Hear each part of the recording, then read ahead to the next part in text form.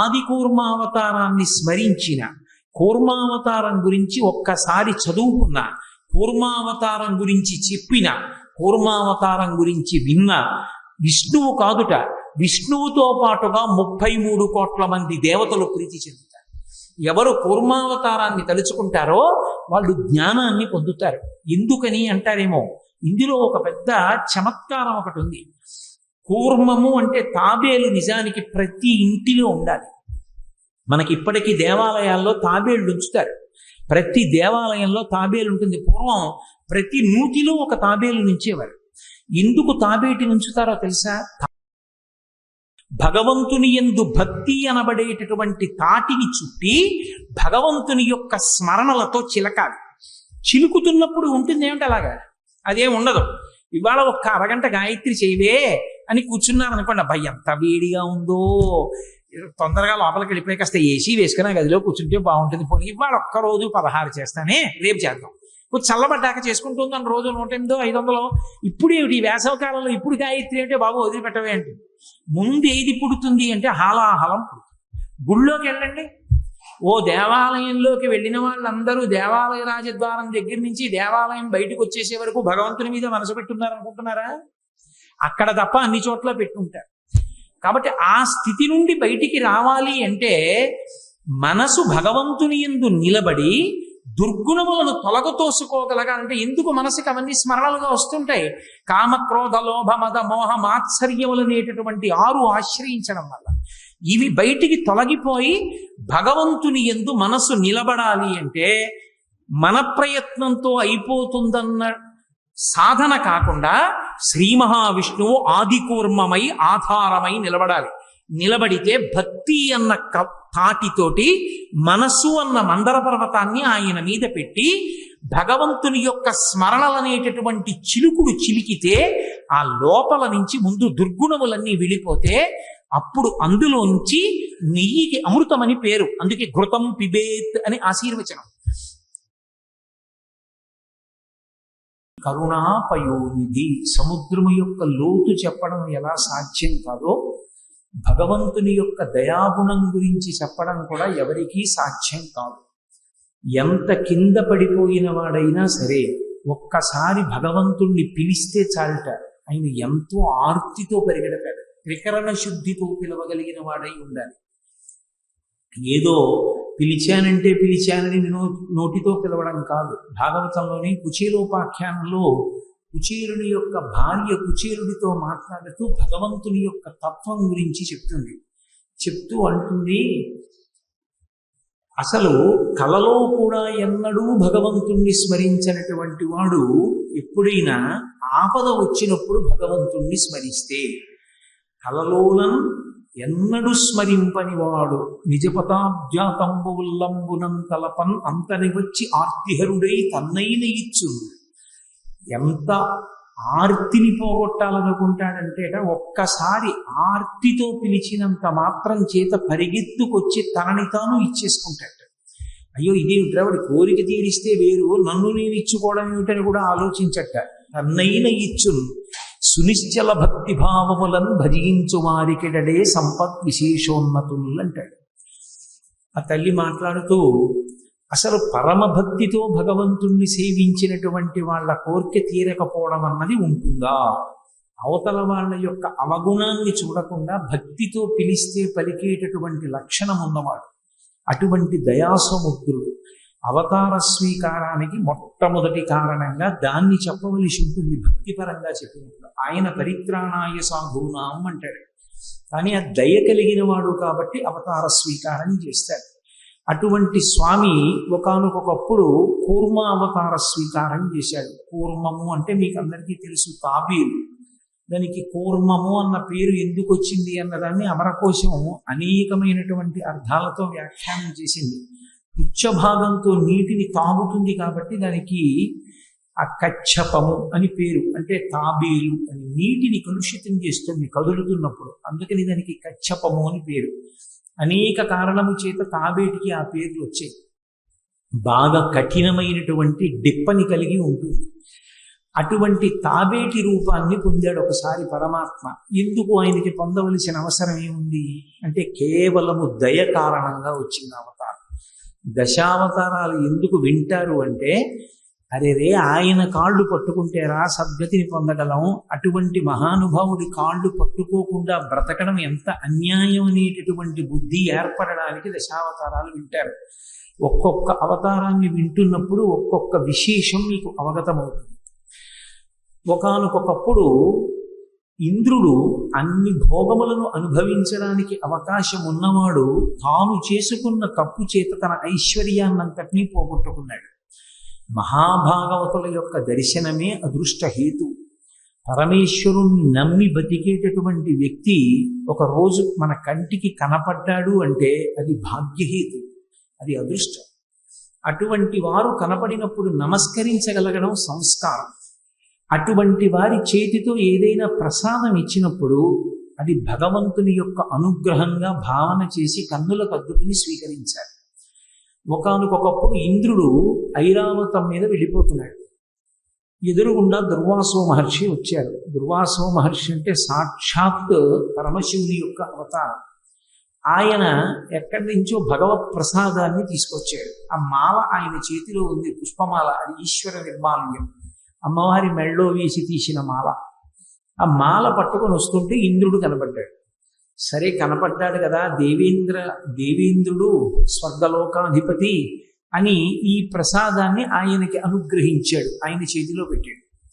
ఇంద్రుడు ఎప్పుడూ లేనిది అప్పుడు స్వతంత్రంగా ఒక రాక్షసుణ్ణి సంహరించి వెడుతున్నాడు. అందుకని మంచి గర్వంతో అతిశయంతో ఉన్నాడు, నా అంతవాణ్ణి నేనని. ఆ పుష్పమాల అందుకుని ఓసారి కన్నులకు అద్దుకున్నాడేమో, దాన్ని ఐరావతం యొక్క కుంభస్థలం మీద పడేశాడు. అది మంచి చైతన్య పుష్పాలతో ఉంది. అంత సుగంధాన్ని వెదజల్లుతున్నటువంటి చైతన్య పుష్పములతో కూర్చబడినటువంటి హారము కనుక అనేకమైనటువంటి తుమ్మెదలు దాన్ని ఆశ్రయించి ఉన్నాయి. ఈ తుమ్మెదలన్నీ ఆ ఏనుగు యొక్క కుంభస్థలం మీద ఎగురుతూ దాని చెవులోనూ అక్కడ రొగ చేసి ఆ ఏనుగుకి చీకాకు కలిగింది. అది తొండం పైకెత్తి ఆ కుంభస్థలం మీద ఉన్నటువంటి పుష్పహారాన్ని తీసి నేలకేసి కొట్టింది. కొడితే అది ముక్క ముక్కలుగా ఊడిపోయింది. ఆ కోపంతో అది ఏం చేసిందంటే దీనిలో తుమ్మెదలే లేచి రొగ చేస్తున్నాయని తన కాళ్ళతో కొట్టేసింది. దుర్వాసో మహర్షి చూశాడు. ఆనాడు ఇంద్రుడు చెయ్యడమేమి ఇప్పుడు మనం చెయ్యట్లా? పెద్దవాళ్ళు అనిపించుకున్న వాళ్ళు దేవాలయానికి వెళ్ళినప్పుడు ఓ పుష్పహారం నెట్టిస్తాడు, భగవంతుడి మెడలో ఉన్నది తీసి వీడు తెచ్చి డ్రైవర్కి ఇస్తాడు. డ్రైవర్ తెచ్చి కారుకేస్తాడు. ఆ కారు వెడుతుంటే అది కింద పడి దాని చక్రాల కిందే వెడుతుంది. అదే ఐశ్వర్య పతనానికి కారణం. కాబట్టి ఒక వస్తువుని ఎక్కడ పెట్టాలో తెలియని వాడికి ఆ వస్తువుని ఇవ్వకూడదు. శాస్త్రం అంతే. ఈ వస్తువు ఇచ్చినప్పుడు కనీసం ఎక్కడ పెట్టాలి అన్నది తెలియని వాడికి ఎప్పుడూ ఆ వస్తువు ఇవ్వకూడదు. భగవద్గీత పుస్తకం చేతిలో పెడితే ఎంగిలి కాఫీ కప్పు ఉన్న టీపాయ్ మీదే పెట్టే సంస్కార బలం ఉన్నవాడికి భగవద్గీత పుస్తకాన్ని బహూకరించకూడదు. భగవద్గీత ఇచ్చుకునే ముందు కూడా చేతులు కడుక్కుని తీసుకుని కళ్ళకద్దుకుని ఎక్కడైనా పెట్టి రోజు పువ్వు వేయగలిగిన వాడికి భగవద్గీతని ఇవ్వాలి తప్ప ఏదో మన దగ్గర భగవద్గీత ఉంది కదా అని ఎవరికి పెడితే వాళ్ళకి ఇవ్వకూడదు. దానివల్ల ఇచ్చిన వాడికి కూడా ఇబ్బందులు వస్తాయి. దుర్వాసో మహర్షి ఇచ్చినటువంటి భగవత్ ప్రసాదాన్ని దేవేంద్రుడు ఎప్పుడైతే ఐశ్వర్య మదంతో దుర్వినియోగం చేశాడో దుర్వాసో మహర్షికి కోపం వచ్చింది. ఈ ఐశ్వర్యం ఉండబట్టే కదూ నువ్వు ఇంత అహంకారంతో ప్రవర్తించావు, కాబట్టి నీ సమస్త భోగములకు కారణమైన ఐశ్వర్య లక్ష్మి తొలగిపోవుగాక. మహాత్ముల యొక్క తపశ్శక్తి చేత మరి నోటి మాటే బ్రహ్మాస్త్రం. ఎందుకు ఇస్తారు శాపం అంటే కోపంతో కాదు, ఏ తప్పు ఐశ్వర్యమదంతో చేశాడో ఆ తప్పు మళ్ళీ చెయ్యవలసిన అవసరం లేకుండా వినయం ఏర్పడేటట్టు చెయ్యడానికి ఇస్తారు శాపవాకు. ఇప్పుడు దేవేంద్రుని ఆశ్రయించి ఉన్నటువంటి రాజ్యలక్ష్మి ఐశ్వర్యలక్ష్మి అన్నీ వెళ్ళి సముద్రంలో కలిసిపోయాయి. సముద్రంలో పడిపోతే ఈయన రాజ్యహీనుడైపోయాడు. ఈయన రాజ్యహీనుడైపోవడం అంటే పరమేశ్వరుడు తలుచుకుంటే ఎంతసేపు అండి? ఇవాల్టి వరకు పరమైశ్వర్యంతో ఉన్నవాడు రేపటికి తనని ఎవరూ గుర్తుపెట్టకుండా ఎత్తైన గోడలున్న ఇంటి ముందు ఆ గోడ యొక్క క్రీనీడలో భిక్షాటన చేస్తాడు. యద్భ్రూభంగా ప్రమాణం స్థిరచర రచన తరతంగే మురారే వేదాంతాహ తత్వచింతాం మురవిదురసి యత్పాద చిహ్నైతరంతి భోగోపోద్ఘాతకేళీ చులికిత భగవద్వైశ్వరూప్యానుభావ సనశ్రీ అస్పృణీతాం అమృతలహరిధీలంఘనీయై అపాంగై అంటారు పరాశర భట్టర్లు శ్రీగుణరత్న కోశంలో. అమ్మవారి కడగంటి చూపు ఇలా పడిందా ఐశ్వర్యం, ఆవిడ కానీ విముఖంగా చూసిందా ఐశ్వర్య పతనం అయిపోతుంది. కాబట్టి లక్ష్మి పతనం అయిపోవడం అంటే ఈయనకి భోగం పోయింది, మరి ఎవరికి అవ్వాలి? ఇప్పటి వరకు ఎవరికి కలిసి రాలేదో వాళ్ళకి కలిసి వచ్చింది. బలిచక్రవర్తికి గురువు గారిని సేవించాలన్న బుద్ధి పుట్టింది. బలిచక్రవర్తి శుక్రాచార్యుల వారిని సేవించాడు. శుక్రాచార్యుల వారిని సేవించిన కారణం చేత గురువు పరబ్రహ్మస్వరూపుడు. గురువు ఏమి ఇవ్వలేడు? గురువు విశ్వజిత్యాగం చేయించి ఐశ్వర్యాన్నంతటినీ కూడా బలిచక్రవర్తికి కట్టబెట్టాడు. ఇప్పుడు బలిచక్రవర్తి గొప్ప పదవులను అలంకరించి సమస్త భోగములను పొంది ఉన్నాడు.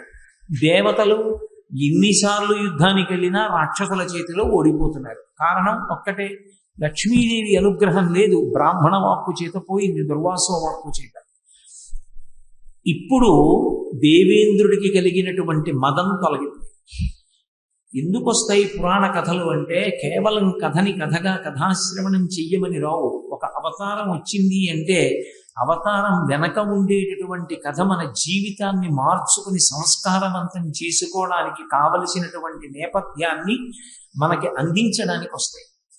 ఇప్పుడు కష్టాలు తగిలేటప్పటికీ అహంకారం అంతా తొలగిపోయింది.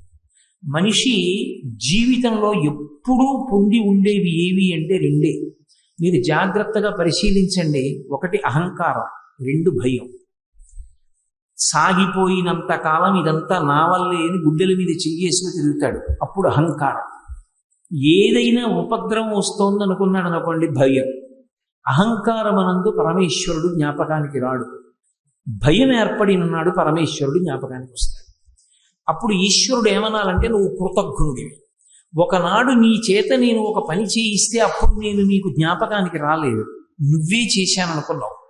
ఇప్పుడు నువ్వు చెయ్యలేననుకున్నప్పుడు నీకు భయం వేసి నన్ను ఆశ్రయించావు, నేను నీకు ఉపకారం చెయ్యనరాలి. కానీ ఆయన అలా అనడు. ఆయన అలా అనకపోవడానికి కారణం ఆయన యొక్క దయ. అయ్యో వాడు కాకపోతే ఎవరు చేస్తారు తప్పు? పిల్లవాడు ఏదో తప్పు చేశాడు, మనసు మార్చుకున్నాడు, వెంటనే కిందకి దిగొస్తాడు పరమాత్మ. అందుకే అసలు ముందు అహంకారాన్ని తొలగించుకునేటటువంటి ప్రయత్నం చేతనైతే ఆ తర్వాత భయం ఏర్పడి పరమేశ్వరుణ్ణి పట్టుకోవలసిన బెంగ ఉండనే ఉండదు. ఎందుచేత అహంకారమే లేదనుకోండి, వినయం ఉందనుకోండి, ఏ పని చేస్తున్నా పరమేశ్వరుడు చేయిస్తున్నాడు మహానుభావుడు, ఆయనది కీర్తి. ఆయన నా యందు నిలబడకపోతే నేనేం చేయగలనన్న భావన మనసులో ఉంటే తమ అహంకరించడానికి అవకాశం ఎక్కడుంది? తమ అహంకరించడానికి ఏమి ఉండదు. ఆ అహంకారం లోపలికి వచ్చిందనుకోండి, ఏ చిన్న విభూతో చాలు నా అంతటి వాణ్ణి నేను అన్నాడు. అందుకే అసలు ఆ వినయం పెద్దల దగ్గర నేర్చుకోవాలి. ఎంతంత గొప్ప గొప్ప పనులు చేసి ఎంతో త్యాగబుద్ధితో ఉండగలిగినటువంటి వాళ్ళు ఎంతో వినయంతో కనపడుతుంటారు సమాజంలో. అటువంటి వారి చేతి అక్షతలు వేయించుకోవాలి. అది శ్రీరామ రక్ష. అది అబ్బాలి, అది సంస్కారం. ఆ సంస్కారమే మనిషి ప్రశాంతంగా జీవించడానికి కారణమవుతుంది. కాబట్టి ఇప్పుడు ఇంద్రుడికి కలిగినటువంటి మదం దేని వల్ల పోయింది అంటే, తిరిగి నాకు ఐశ్వర్యము రాదు అన్న భయం చేత పోయింది. అసలు ఇలా బ్రతకనిస్తాడా? కనపడితే చంపేస్తాడేమో బలిచక్రవర్తి. ఈ భయం పెరిగినప్పుడు మళ్ళీ పరమేశ్వరుడు జ్ఞాపకానికి వస్తాడు. ఇప్పుడు దేవతలందరూ కలిసి చతుర్ముఖ బ్రహ్మగారిని పరమశివుణ్ణి తీసుకుని శ్రీ మహావిష్ణువు గురించి స్తోత్రం చేశారు.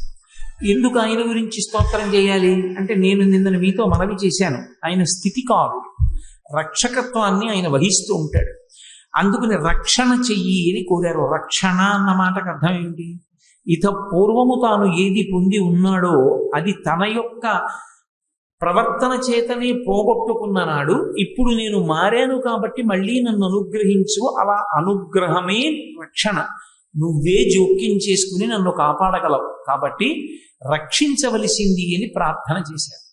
శ్రీ మహావిష్ణువు విని ఆయన 2 మాటలు చెప్పాడు. కాలము అని ఒకటి ఉంది, అది కలిసి రానప్పుడు మనిషి నేర్చుకోవలసినది సహనము అన్నాడు. చాలా గొప్ప మాట నిజం కాదు. కాలోహి బలవాన్ కర్త సతతం సుఖదుఃఖయో నరాణం పరతంత్రాణం పుణ్యపాపానుయోగత. కాలం కలిసి రాలేదండి అంటే, కాలం కలిసి రానప్పుడు మనిషి ప్రయత్నపూర్వకంగా అలవరుచుకోవలసినది ఏది అంటే సహనం. సహనమే దానికి జవాబు. వేచి ఉండడమే, ఓర్పుతో ఉండడమే. నీకు కాలము కలిసి రాలేదు. కాలం ఎవరు? కాలం అంటే ఏదో కాదు, భగవంతుడే కాలస్వరూపంతో ఉంటాడు. అందుకే గీతాచార్యుడి కృష్ణ భగవానుడు భగవద్గీతలో కాల కలయతామహం అంటాడు. నేను కాల రూపంలో లెక్కలు కడుతూ ఉంటాను. ఏ రోజున ఎవడు ఏది అనుభవించాలో, ఏ రోజున ఏది పొందాలో, ఏ రోజున ఏది పోగొట్టుకోవాలో నేను నిర్ణయం చేస్తాను, గత జన్మ పాప పుణ్యములను ఆధారం చేసుకుని అన్నాడు. కాలము ఈశ్వర స్వరూపమే, కాలము మీకు అనుకూలముగా లేదు, కాబట్టి సహనం వహించండి. సహనం అన్న మాటకు అర్థం కనపడితే బలిచక్రవర్తి చంపేస్తాడని బెంగ పెట్టుకు తిరగడం కాదు. ఆ రాక్షసులతో ప్రయత్నపూర్వక స్నేహం చెయ్యండి. ఎప్పటి వరకు? మీకు మళ్ళీ కాలం కలిసి వచ్చేవారు. ఇవాళ వినయంతో ప్రార్థన చేసేసావని వెంటనే అనుగ్రహించే అవకాశం ఉండదు. ఆ బుద్ధి బాగా స్థిరీకరింపబడిందని నిర్ణయానికి రావాలి. అందుకని రాక్షసులతో చిలివి చేసి తిరగండి. ఇకపైన దేవతలందరూ యుద్ధం చేసినా సరే రాక్షసుల చేతిలో మరణిస్తామని బెంగ పెట్టుకుని ఉన్నారు మీరు. మీ బెంగ తొలగిపోవాలంటే నేను మీకు ఒక మార్గం చెప్తాను. అందరూ వెళ్ళి పాలసముద్రాన్ని చిలకండి. పాలసముద్రాన్ని చిలికితే అందు నుండి అమృతోత్పాదనం అవుతుంది. ఆ అమృతము ఉత్పాదింపబడినప్పుడు ఆ అమృతాన్ని తాగితే దేవతలకి ఇక పైన జర అంటే వృద్ధాప్యము కానీ, మృత్యువు కానీ, భయము కానీ ఉండవు. మీరు దేవతలని గెలవగలుగుతారు. అందుకని అమృతోత్పాదన యత్నము చెయ్యండి. అమృతోత్పాదన యత్నము విమలమతించేయుటొప్పు వేల్పులు వినుడి, అమృతంబు తావి జంతువులు అమృతగతిన్ పొందుచుండు నాయుర్వృద్ధిన్ అన్నారు శ్రీ మహావిష్ణు. నేను చెప్పిన మాట మీరు బాగా వినండి. అమృతోత్పాదన యత్నము విమలమతించేయుటొప్పు వేల్పులు వినుడి. ఓ దేవతలారా, మీ అందరూ కూడా అమృతాన్ని ఉత్పాదన చేసేటటువంటి ప్రయత్నం చెయ్యడం విమలమతించేయుటొప్పు. విమలమతిన్ అంటే నేను చెప్పిన మాట నమ్మి ఈ ప్రయత్నమునందు పూనిక వహించడం మీకు తగినటువంటి కార్యం. కాబట్టి మీరు అది చెయ్యండి. అమృతం వస్తే ఏమవుతుంది? అమృతం తాగితే దాని వలన ఆయుర్వృద్ధిన్, ఆయువు పెరుగుతూ ఉంటుంది తప్ప ఆయువు క్షీణించదు. ఆయువు క్షీణించడము అన్న మాటకు అర్థం ఏంటి? వికారమును పొందుట. వికారమును పొందితే ఆయువు క్షీణించింది అంటారు. అందుకే 50 సంవత్సరాలు వచ్చే వరకు శరీరము అని పిలుస్తారు. 50 సంవత్సరములు దాటిపోయి అనుకోండి దేహము అంటారు. మీ దేహం బాగుందా అని అడగాలి, అంతేగాని మీ శరీరం బాగుందా అని అడగకూడదు. దేహము బాగుందా అంటే దహ్యమానమయ్యేది, కాలిపోవడానికి సిద్ధపడిపోతుంది అని. అప్పుడు 3 వికారములను దాటిపోతాడు. ఉండేవే 6 వికారాలు. ఏమిటా 6 వికారాలంటే పుట్టినది, పుట్టడమో వికారం. ఎక్కడదో ఎప్పుడో ఉన్నటువంటి జీవుడు ఇప్పుడు పుట్టాడు. పుట్టినది, ఉన్నది, పెరిగినది, తరిగినది, మార్పు చెందినది, నశించినది వెళ్ళిపోతుంది. అక్కడతో 6 వికారాలు పూర్తవుతాయి. షడ్వికారములు అంటారు. ఈశ్వరుని యందు ఈ షడ్వికారములు ఉండవు. ఆయనకి ఈ 6 వికారములు ఆయనకి అన్వయం కావు. అందుకే షడ్రిపు షడూర్మి షణ్ముఖ జనక అని పిలుస్తారు శంకరాచార్యులు వారు పరమశివుడు. కామక్రోధ లోభ మత మోహ మాత్సర్యములనేటటువంటి 6 శత్రువుల చేత, 6 వికారముల చేత బాధని పొందుతుంటాడు మనుష్యుడు. అటువంటి వికారములలో 50 దాటిన తర్వాత వచ్చేటటువంటి ప్రధానమైన వికారం ఏది అంటే దేహము దహ్యమానమవడం. అంటే దేహము, ఈ శరీరము కాలిపోవడానికి సిద్ధపడిపోతూ ఉంటుందంటే ఇంకా శరీరం వెళ్ళిపోవడానికి సిద్ధపడిపోతుంది అని. ఇటువంటి వికారములు మీకుండవు. ఆయుర్వృద్ధిన్ అంటే ఎంతకాలం ఉన్నా కూడా ఇంతకాలం ఉన్నానని చెప్పడమే కానీ వెళ్ళిపోతానన్న మాట అనవలసిన అవసరం ఉండదు. శరీరాలతో ఉంటారు. అప్పుడు మీకు సగం భయం పోతుంది. మీకేమిటి భయం? బలిచక్రవర్తి చంపేస్తాడేమో. అసలు ముందు ఈ భయం పోతుంది. భయాలన్నీ దేన్ని ఆవహించుంటాయంటే చచ్చిపోతానేమో అన్న మాటను ఆవహించుంటాయి. కాబట్టి ఇప్పుడు ఆ మాట ఉండదు, కాబట్టి మీకు భయం ఉండదు. కాబట్టి మీరు చక్కగా వెళ్ళి అమృతోత్పాదన యత్నం చెయ్యండి. అయితే లక్ష్మి అంతా కూడా వెళ్ళి సముద్రంలో పడిపోయి ఉంది. ఇప్పుడు ఆ సముద్రంలో ఉన్న లక్ష్మి పైకి రావాలి. సముద్రంలో ఉన్న లక్ష్మి పైకి రావాలి అంటే దానికి ఒక్కటే ఒక్క మార్గం ఉన్నది. పాల సముద్రాన్ని చిలకాలి. పాల సముద్రాన్ని చిలకడానికి కవ్వంగా ఉపయోగపడేటటువంటి పదార్థం ఒక్కటే ఉంది, అదే మందర పర్వతం. మందర పర్వతాన్ని పైకి తవ్వి ఎత్తి పట్టుకోవాలి. మందర పర్వతాన్ని తవ్వడానికి కావలసినటువంటి సాధన సంపత్తులు మీ దగ్గర ఉన్నవి పనికిరావు. అందుకని దేవతల యొక్క శిల్పి అయినటువంటి త్వష్టని ఆశ్రయించండి. చిత్తా నక్షత్రానికి త్వష్ట అధిదేవత. అందుకే చిత్తా నక్షత్రంలో ఎవరైనా పుడితే హోమం చేస్తారు, శాంతి హోమం చేసి త్వష్ట ఇదం నమమా అంటూ హవిస్సిస్తారు. ఆ త్వష్టని ఆశ్రయించండి. ఆయన పదునైనటువంటి తౌగాళ్ళు సిద్ధం చేస్తాడు. వాటితో భూమిని తవ్వండి. తవ్వి రోకళ్ళు భూమిలోకి దింపండి. దింపి కదపండి, పైకి ఎత్తండి. దాని మూలం కదులుతుంది. ఆ పర్వతం కింద పడిపోకుండా రాక్షసులు దేవతలు తమ తమ బలాలు చెప్పుకుని జాగ్రత్తగా ఎత్తి పట్టుకుని సముద్రం దగ్గరికి తీసుకెళ్ళండి. సముద్రంలో దింపండి. దింపి చిలకండి. చిలికితే అందులోంచి అమృతోత్పాదనం అవుతుంది. అమృతానికి ముందు హలాహలం కూడా వస్తుంది, జాగ్రత్తగా ఉండండి. అందులోంచి లక్ష్మీ, కామధేనువు, కల్పవృక్షము, ఇత పూర్వం స్వర్గలోకంలో దేవేంద్రుడి యొక్క సమస్త భోగములకు కారణమైనటువంటి సాధన సంపత్తులు ఏవి దుర్వాసో మహర్షి యొక్క శాపవాక్కు చేత అంతర్ధానమైపోయాయో అవన్నీ మళ్ళీ పైకి వస్తాయి. అప్పుడు ఇంద్రుడికి ఐశ్వర్యం కలుగుతుంది. అందుకని మీరందరూ వెళ్ళి క్షీరసాగర మథనం చెయ్యండి. సరే, వెంటనే వెళ్ళారు. ఈ దేవతలు రాక్షసులతో స్నేహం చేశారు. వాళ్ళందరూ కనపడగానే రాక్షసులు దేవతల్ని చంపేస్తా ఉన్నారు. బలిచక్రవర్తి అన్నాడు తప్పు. ఆయన ధర్మం అయింది. రాక్షసులైనంత మాత్రాన ధర్మం లేకుండా ఉండరు. రాక్షసులలో ప్రహ్లాదుడు లేడు, మహానుభావుడు. ప్రహ్లాదుడి మనవడు బలిచక్రవర్తి. మనని ఆశ్రయించి స్నేహభావంతో వచ్చిన వాళ్ళని సంహరించకూడదు. అందరం కలిసి అమృతోత్పాదన యత్నం చేద్దాం రండి అన్నాడు. అందరూ వెళ్ళారు. తౌగాళ్ళు పెట్టి తవ్వారు, రోకళ్ళు దింపారు, గులపాలు దింపారు, పర్వతాన్ని చేతులు పట్టుకుని ఊపారు. మెల్లగా అది కదిలింది. దాని కిందకి చేతులు దింపారు. తమ తమ బలాలు చెప్పుకున్నారు, బిరుదులు చెప్పుకున్నారు. మందర పర్వతాన్ని పైకెత్తారు. జాగ్రత్తగా ఒబ్బిడిగా అడుగులేయండి అన్నారు. ఆ పర్వతాన్ని పట్టుకుని అడుగులో అడుగు వేసుకుంటూ సముద్రం దగ్గరికి తీసుకొస్తున్నారు. ఎంత జాగ్రత్తగా తీసుకొస్తున్నా అది మందర పర్వతం, పెద్ద పర్వతం. ఆ పర్వతం ఒక పక్కకి ఒరిగేటప్పటికీ ఆపలేకపోయారు. ఆ పర్వతం నేల మీద పడిపోయింది. పడిపోవడంలో దాని కింద పడి కొన్ని వేల మంది రాక్షసులు దేవతలు శరీరాలు విడిచిపెట్టేశారు, చనిపోయారు. ఒరే, మనం బుద్ధిహీనులనరా, విష్ణువు మాట వినడం ఏమిటి? ఆయన మందర పర్వతం తవ్వమంటే తవ్వడం ఏమిటి? ఇది కృతజ్ఞత. ఇది చూస్తాడు ఈశ్వరుడు. ఈ విషయంలో నిలబడగలరా అన్నది చూస్తాడు. మందర పర్వతాన్ని తీసుకెళ్లి సముద్రంలో దింపేసి ఉంటే విష్ణువు చెప్పిన మాట మంచిది. మందర పర్వతం మేము ఎత్తగలమండి అని ఓ మాట అంటే ఆయన ఏమని ఉండేవాడు? మందర పర్వతం ఎత్తండి అంటే ఎత్తేస్తామని వెళ్ళిపోయారు. ఆయనదే తప్పు, వీళ్ళదా? ఆ పర్వతం పడిపోయిన తర్వాత, ఇంతమంది చచ్చిపోయిన తర్వాత వాళ్ళ బలాలు స్మరించి అప్పుడు ఏడవడం మొదలుపెట్టారు. అయ్యో, ఈ మందర పర్వతం ఏమిటి, మనం తవ్వడం ఏమిటి, ఎత్తి పట్టికెళ్ళడం ఏమిటి, అసలు దీన్ని పాల సముద్రంలో ఎలా దింపుతాం? దింపాం పోది నెల తిప్పుతాం, ఎలా చిలుకుతాం? ఆయన చెప్పాడు, పో మనకు బుర్ర ఉండద్దు, మందర పర్వతాన్ని పైకెత్తడం ఏమిటి, కవ్వంగా చేద్దామని అని ఇప్పుడు ఏడుపు మొదలెట్టారు. తన మాట వమ్మైపోతోందని ఆధారం లేక ఏడుస్తున్నారు. కాబట్టి తను అన్న మాట మీద ప్రయత్నం అన్నది మొదలు పెట్టారు. కాబట్టి నింద చేసినా తాను వచ్చాడు గరుత్మంతుని. అది ఆయన దయ. ఏడవని వాళ్ళు నన్ను తిడుతుంటే నేనెందుకు వెళ్ళాలని లేదు, నా మాట నమ్మి ఎత్తారు కదా పర్వతం, నేను ఎడతానన్నాడు. ఆయన గరుత్మంతుణ్ణి అధిరోహించి వచ్చాడు. వచ్చి ఈ పర్వతమేనా పడిపోయిందని ఏడుస్తున్నారు అన్నాడు. అవును, ఆ పర్వతమే అన్నాడు.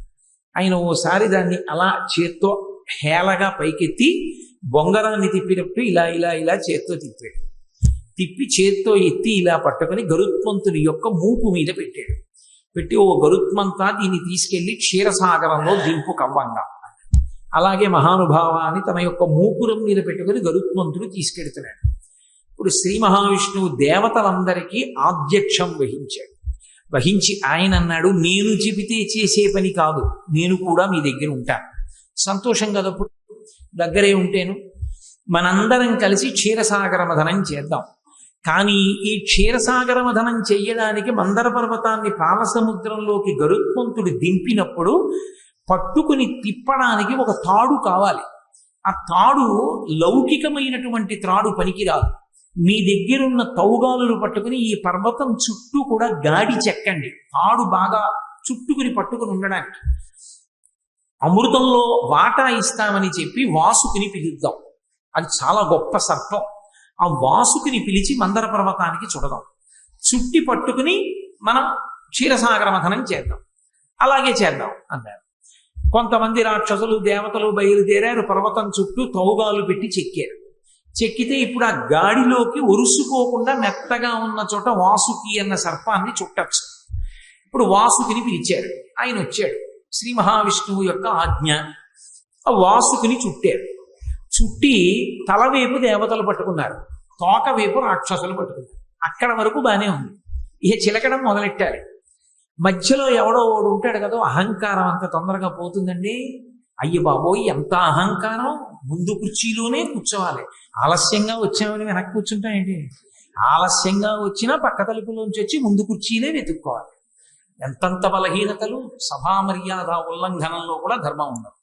కాబట్టి ఆ వాసుకిని తీసుకొచ్చి చుట్టి ఆ పాలసముద్రంలోకి దింపుతున్నారు. దింపుతున్నప్పుడు తలవైపు దేవతలు పట్టుకోవడం ఏమిటి, తోక మేం పట్టుకోవడం ఏమిటి? తోక అంటే కింది భాగం కదూ, కింది భాగాన్ని మేం పట్టుకోవడం ఏమిటి? తల భాగాన్ని దేవతలు పట్టుకోవడం ఏమిటి? మా మర్యాద ఏమైపోయినట్టు? అందుకని మేము తల భాగాన్ని పట్టుకోం, మేము తోక భాగం పట్టుకోం, మేము తల భాగమే పట్టుకుంటా ఉన్నారు. అసలు కార్యం మొదలు పెట్టింది లేదు, అల్లరి ప్రారంభం. ఎందుచేత? అహంకారం. మనిషి అసలు దాన్ని గెలవగలిగితే ప్రశాంతంగా ఉంటాడు. అదొకటి గెలవలేని నాడు ఎక్కడికి వెళ్ళినా ప్రశాంతంగా ఉంటుంది. కాబట్టి శ్రీ మహావిష్ణువు అన్నారు, దానికి ఏం పోయింది? తిప్పడం ప్రధానం. ముందు మందర పర్వతం తిరగాలి. తలవేపు పట్టుకున్నా తిప్పడమే, తోకవేపు పట్టుకున్నా తిప్పడమే. మనమే తోకవేపు గడిపోదాం, వాళ్లే తలవేపుకి వస్తారన్నారు. అసలు తలవేపు పట్టుకోవడం ప్రమాదం. పావుని అది విషం చిమ్ముతుంది, దానికి బాధ కలిగింది. తోకవేపు పట్టుకుంటే ప్రమాదం ఉండదు. వాళ్ళు కావాలని తల పట్టుకున్నారు. సరే పట్టుకోండి అన్నారు. వీళ్ళు తోక పట్టుకున్నారు దేవతలు. మందర పర్వతాన్ని తీసుకెళ్లి పాలసముద్రంలో దింపి పూర్తిగా దిగకుండానే తేల్చి పట్టుకుని తిప్పుతున్నారు. ఇప్పుడు వాసుకి శరీరం మీద ఆధారపడింది ఆ మందర పర్వతం.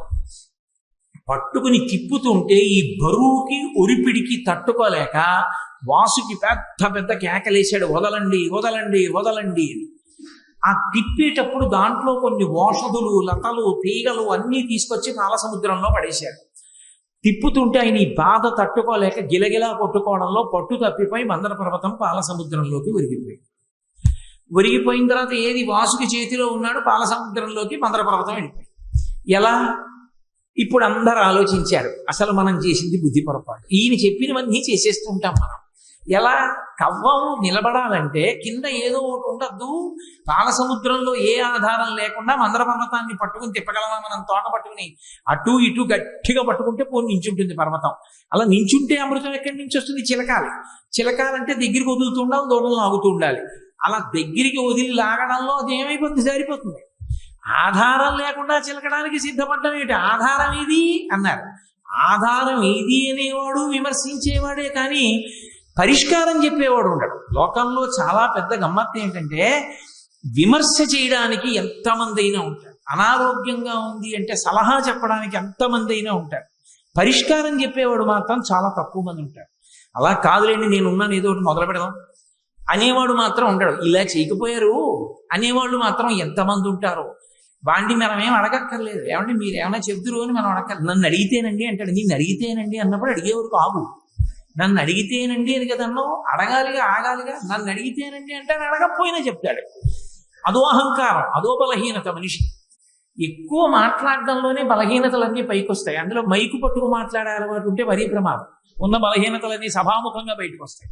కాబట్టి ఇప్పుడు మందర పర్వతం ఊంచుకోవడానికి కింద ఆధారం ఏది? అందుకని ఇప్పుడు ఆధారం ఎక్కడి నుంచి వస్తుంది అన్నారు.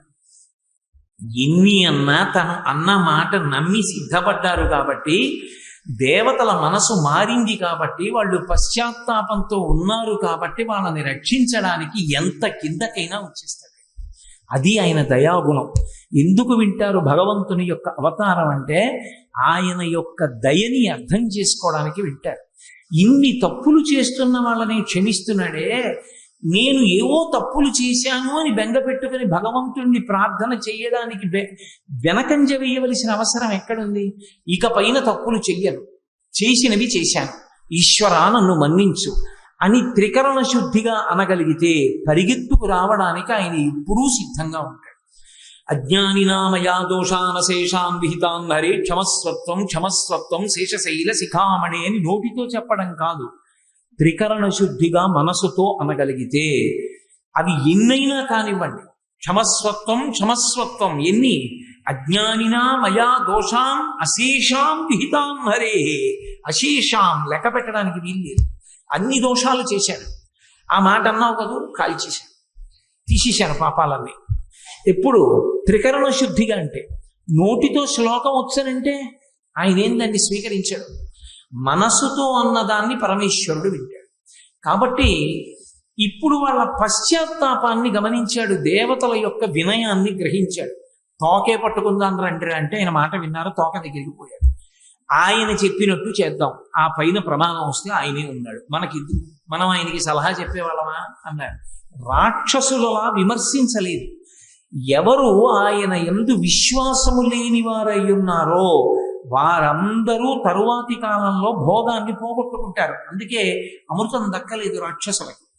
ఎవరు భగవంతుని యందు విధేయతతో భక్తితో ఉన్నారో వాళ్ళని తానే కాపాడి అందిస్తాడు అమృతాన్ని. ఇవి ఎక్కడో ఉంటాయి అనుకోకండి. దేవతలు, రాక్షసులు, క్షీరసాగరమథం, ఆది కూర్మం ఇవన్నీ బయట ఉండేవి కావు. యథార్థానికి అవతారం ఎందుకు చెప్పుకుంటారంటే అది అసలు నిత్య జీవితంలో మన అనుష్ఠానానికి పనికొచ్చే అవతారం. సరే, దాని గురించి నేను తర్వాత ప్రస్తావిస్తాను. మొత్తం పాల సముద్రంలోకి దింపినప్పుడు దాన్ని భరించగలిగినటువంటి ఒక పదార్థం ఒకటి కావాలి. ఆ పదార్థంగా భగవానుడే మారిపోయాడు. ఆ పదార్థము నీటి లోపల ఉండి వహించగలిగినదై ఉండాలి. నీటి లోపల ఉండి వహించగలిగి అంత పెద్ద మందర పర్వతాన్ని తీసుకొచ్చి వీపు మీద పెట్టినా కూడా శరీరానికి ఉరుసుకోకుండా, పైన డిప్పకి దెబ్బ తగిలినా శరీరానికి ఇబ్బంది రాకుండా నీటిలో ఉండగలిగిన ప్రాణి ఒక్క తాబేలే. ఎందుకనంటే తాబేలు పైన డిప్ప మీద ఎంత దెబ్బ కొట్టండి తాబేలుకి ఏం అవదు. తిరగేసి ఒక్క దెబ్బ కొట్టండి చచ్చిపోతుంది. గట్టిగా చేత్తో ఇలా అంటే చచ్చిపోతుంది. అందుకే మనహ మనహ నాది నాది అన్నంతసేపు తాబేలు డిప్ప పైకున్నట్టు, తిరగేస్తే నమః నాది కాదు నాది కాదు అంటే తాబేలు చచ్చిపోయింది. మనసు 5 ఇంద్రియములతో పనిచేస్తుంటుంది, పంచ జ్ఞానేంద్రియాలతో. ఆ 4 కాళ్ళు ముఖం బయట పెట్టి తాబేలు తిరిగినంతసేపు మనహ, తిరగేస్తే నమః నాది కాదు. నాది కాదంటే భగవంతుడిది. మనహ నాది నాది అన్నంతసేపు అహంకారం. కాబట్టి పైన డిప్ప చాలా కఠినమైనదై వహించగలిగినదై దాని వలన తనకి దెబ్బ తగలనిదైనటువంటి ప్రాణి, నీటి యందు తాను ఉండి వహించగలిగినటువంటి ప్రాణి తాబేలు ఒక్కటే. అందుకే ఆయన కూర్మ రూపాన్ని ధరించాడు. ఇప్పుడు ఆ కూర్మం ఎంత గొప్ప కూర్మంగా తయారైంది అంటే పోతన గారు అన్నారు, సవరనై 1,00,000 యోజనముల వెడలపునై కడు కఠోరమైనట్టి కర్పరమును అదనైన బ్రహ్మాండంబునంతను ఆహరించునట్టి ఘనతరంబగు ముఖ గహ్వరంబు సకల చరాచర జీవరాశులనెల్ల పట్టి మృంగి లోగును మేటి కడుపు విశ్వంబుపై వేరు విశ్వంబుపై పడ్డ ఆగది కదలని ఎట్టి కాళ్ళు విలికి లోనికి చనుదించు విపుల తుండము అంబుజంబుల పోలెడు అక్షయుగము సుందరంబగు విష్ణుండు సురలతోడ కూర్మి చిలువంద ఒక మహా కూర్మమయ్యే అన్నారు. ఆయన సుందరంబగు విష్ణుండు సురలతోడ, మహాసుందరాకారుడు శ్రీ మహావిష్ణువు. ఆయన అందం సామాన్యమైంది కాదు. ఒక్కసారి ఆయన వంక ఇలా కన్ను విప్పి చూస్తే ఇక కన్ను తిప్పడం కానీ ఆయన్ని స్తోత్రం చేయడం కానీ సాధ్యం కాదుట. విష్ణు దర్శనం అయితే నోట మాట రాదు. ఎందుకు రాదు అంటే అసలు ఆ రూపాన్ని చూస్తూ అలా ఉండిపోతారు.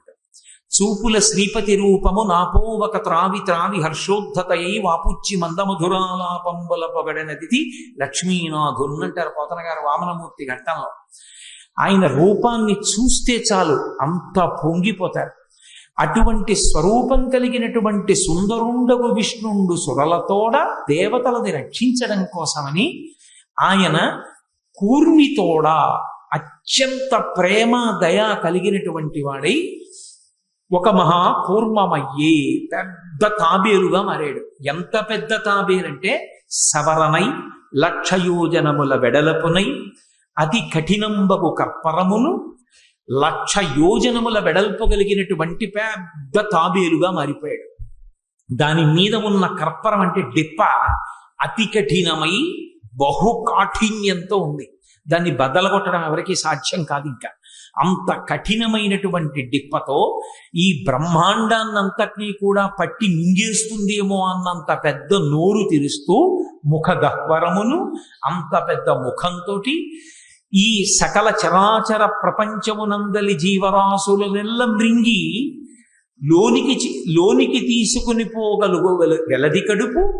ఇంత ప్రపంచంలో ఉన్నటువంటి సమస్తమైనటువంటి జంతురాశినంతటినీ కూడా మింగి కడుపులోకి పెట్టుకోగలిగినంత పెద్ద కడుపుతోటి దానితో పాటుగా విశ్వంబుపై వేరు విశ్వంబుపై పడ్డ ఆగిన కదలని ఎట్టికాళ్ళు, ఈ ప్రపంచం మీద ఇంకో ప్రపంచం వచ్చి పడిపోయినా సరే ఆ కాళ్ళు ఇలా ఆపితే మళ్ళీ మెల్లిగా అడుగులేస్తాడు. తాబేలు ఎప్పుడు కూడా మెల్లగా అడుగులేసి నడుస్తుంది.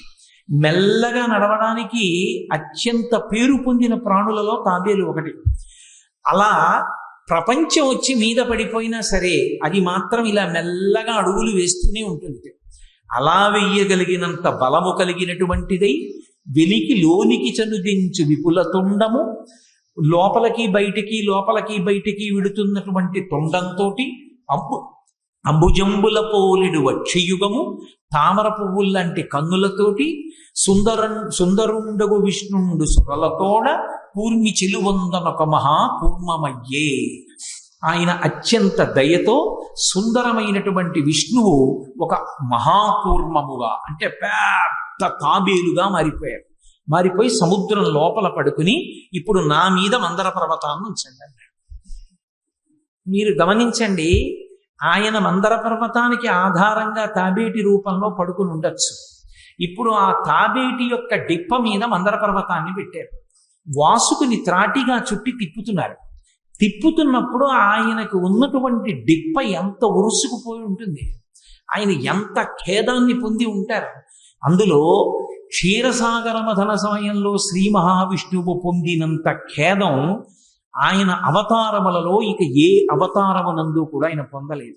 అంత కష్టాన్ని ఆయన మనసు అంత దిగులుని పొందేటటువంటి 2 విశేషాలు జరిగాయి కూర్మావతారంలో.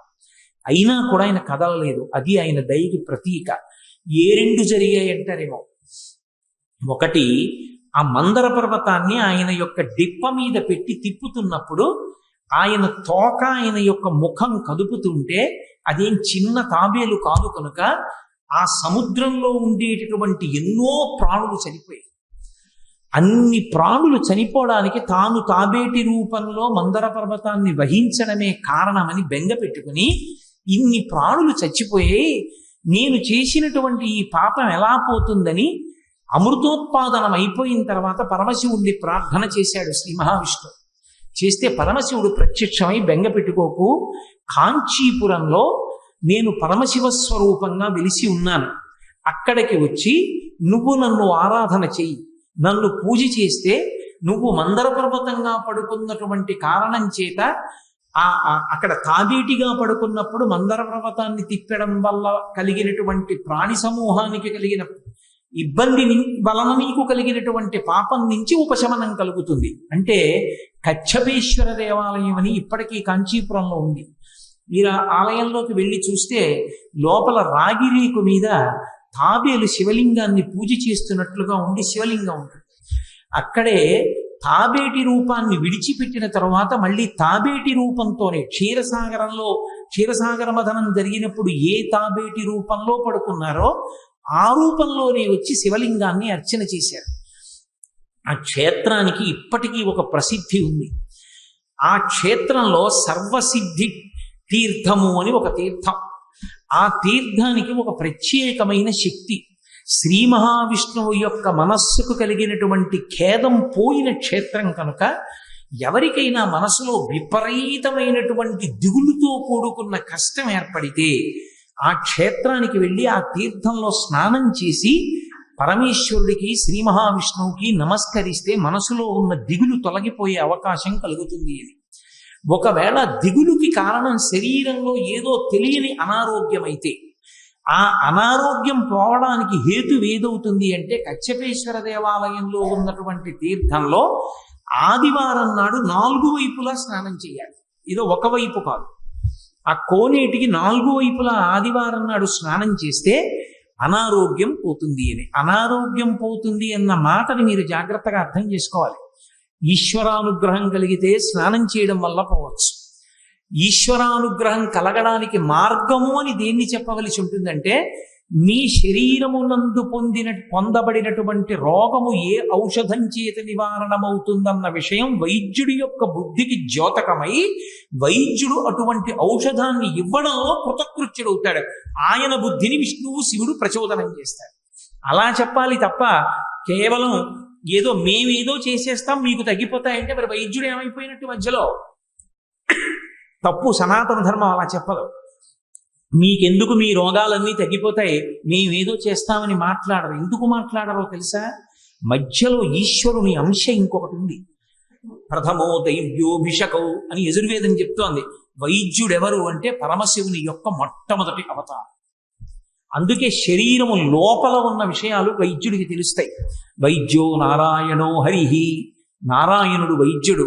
వైద్యో వైద్య సదాయోగి వీర మాధవో మధు. వైద్యుడు సాక్షాత్తు విష్ణువాంశ అని మనకి విష్ణు సహస్రనామ స్తోత్రం చెప్తోంది. ఆ వైద్యుడి బుద్ధికి తట్టకపోవడం నీ రోగానికి ఔషధం దొరక్క బాధపడ్డం. ఇప్పుడు ఆ బాధ నుంచి ఉపశమనం ఎలా వస్తుంది? పరమ భక్తుడు అనుకోండి నక్కీరుళ్ళగా పోవచ్చు వ్యాధి.